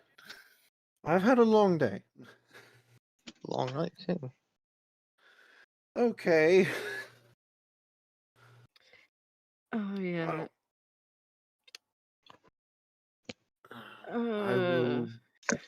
I will see you all in the morning then. All right. Good night.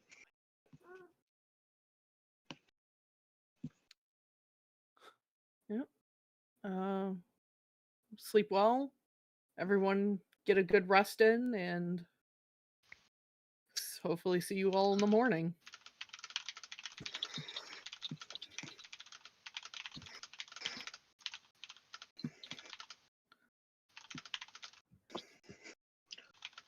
On the way, once I get back to Kitty's, I'll knock on the door. She swings it open, looking a bit confused, and then she smiles. I said I'd be back. She grabs you, she sweeps you up into a Princess Carrie, and says, "Very good.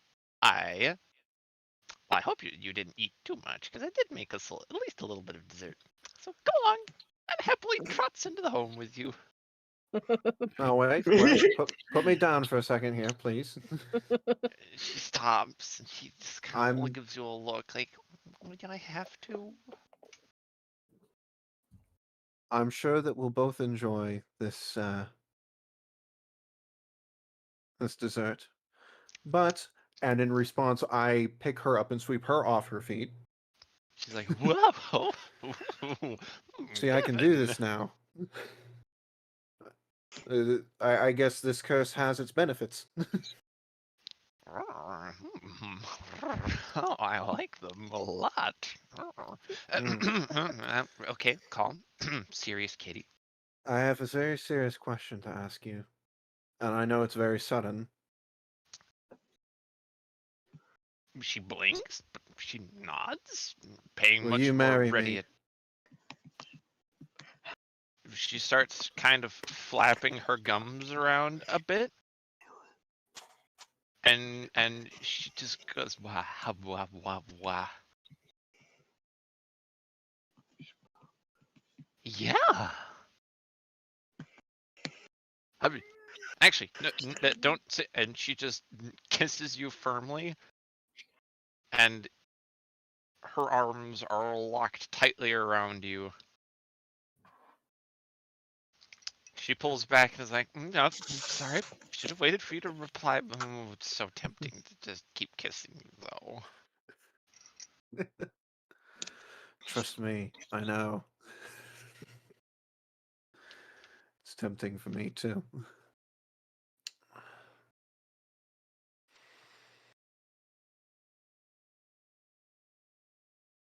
Whatever happens, I want you to be my wife. I want to be your husband.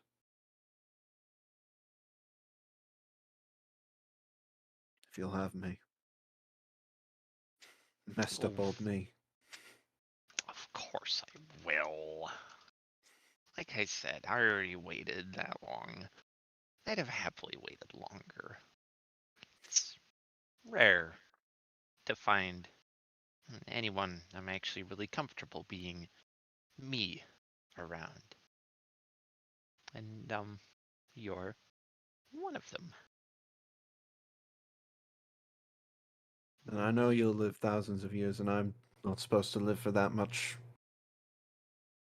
But, I think I can figure out something. Well, I might have already. I mean, there might already be a. As she kind of was poking at her lips a little, and she's like, "I don't mind if I don't know, you know how my kind we can leave like a really obvious kind of a hickey on somebody where you know Gavin kind of inhales a bit flowers. sharply at that. Yeah. So you saw that? Hmm.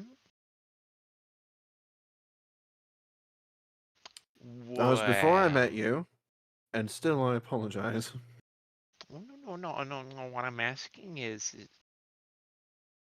oh no, you know what? I'm telling you, I'm gonna leave you with one that's gonna technically give you immortality, because I'm gonna keep you with me as long as I possibly can. I mean, it's only the details are. You know what? It's difficult and it's long to explain, and honestly, I just kind of want to celebrate. So, what do you say? Well, first, we can celebrate, but you said you had a dessert? Or are you the Mhm. dessert? Well, Yes. Let's discuss over dessert.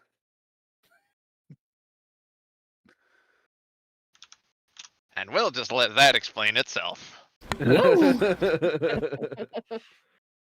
see. To put it lightly, Gavin is eating some dessert off of her, and then she is the dessert. Once again, if you are not over the age of 18, get the fuck out of here. You don't belong. Thou hast been struck by a frictionless scoundrel.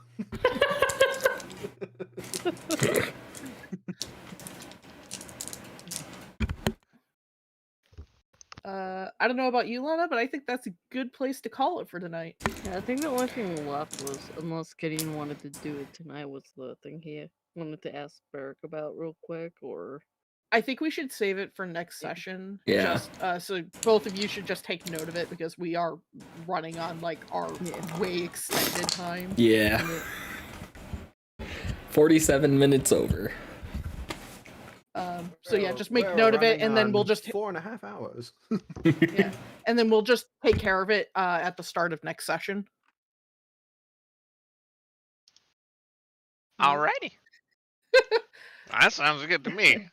I am And then just absolutely ready to hop off here, so I adore you all greatly and deeply, and it is a wonderful joy to have you as players in this campaign, and I'm thoroughly glad you've all been having so much fun.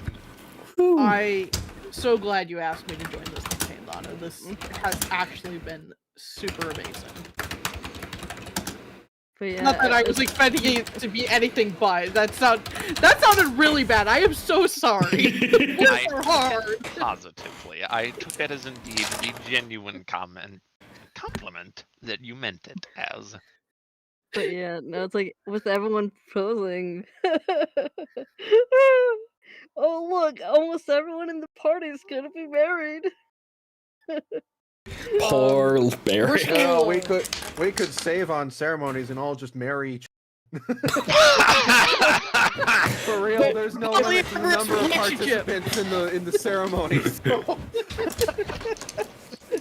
We all Party get plus 2 orgy, AC let's for a week. fucking go. Let's do it. We just all go to battle the BBEG, all in your wedding dresses and suits. Yes. You cannot defeat us. We have the power of love. The Diamond. power of Yes. God, love, and anime on our side. Before you do the sign off, do let me know because I do have to do a quick shout out. Okay, go for it. Okay. huge shout out to the 2 people who retweeted from the Twitter. Yeah, I don't know why I had to question that. Yes, to the 2 people, Lich Zulon and Hogar Ironside. Thank you so much for the retweet. And if you are here because they have retweeted, thank you so much for being here. And we hope that you enjoyed this session. That second name sounds like a dwarf name. They do have a they do seem to have a dwarf icon for their picture. So Dwarf. Dwarf. Barrick says, "Ah, a man of culture, I see." Very much a man of culture. Beautiful. And thank you to Inadence for coming into the stream today. I hope you enjoyed your time here. So Indeed. yeah. With that, I think that we are going to call it here. And I hope you enjoyed. And I hope to see you in 2 weeks. As usual, we do this every other Friday, unless other things come up, which they do. It's D&D. It happens. So for all I know, we're going to play again for a month from now. I just realized I was looking at my other monitor, not my camera. Sorry about that. Thank you for coming. See you next time. Goodbye.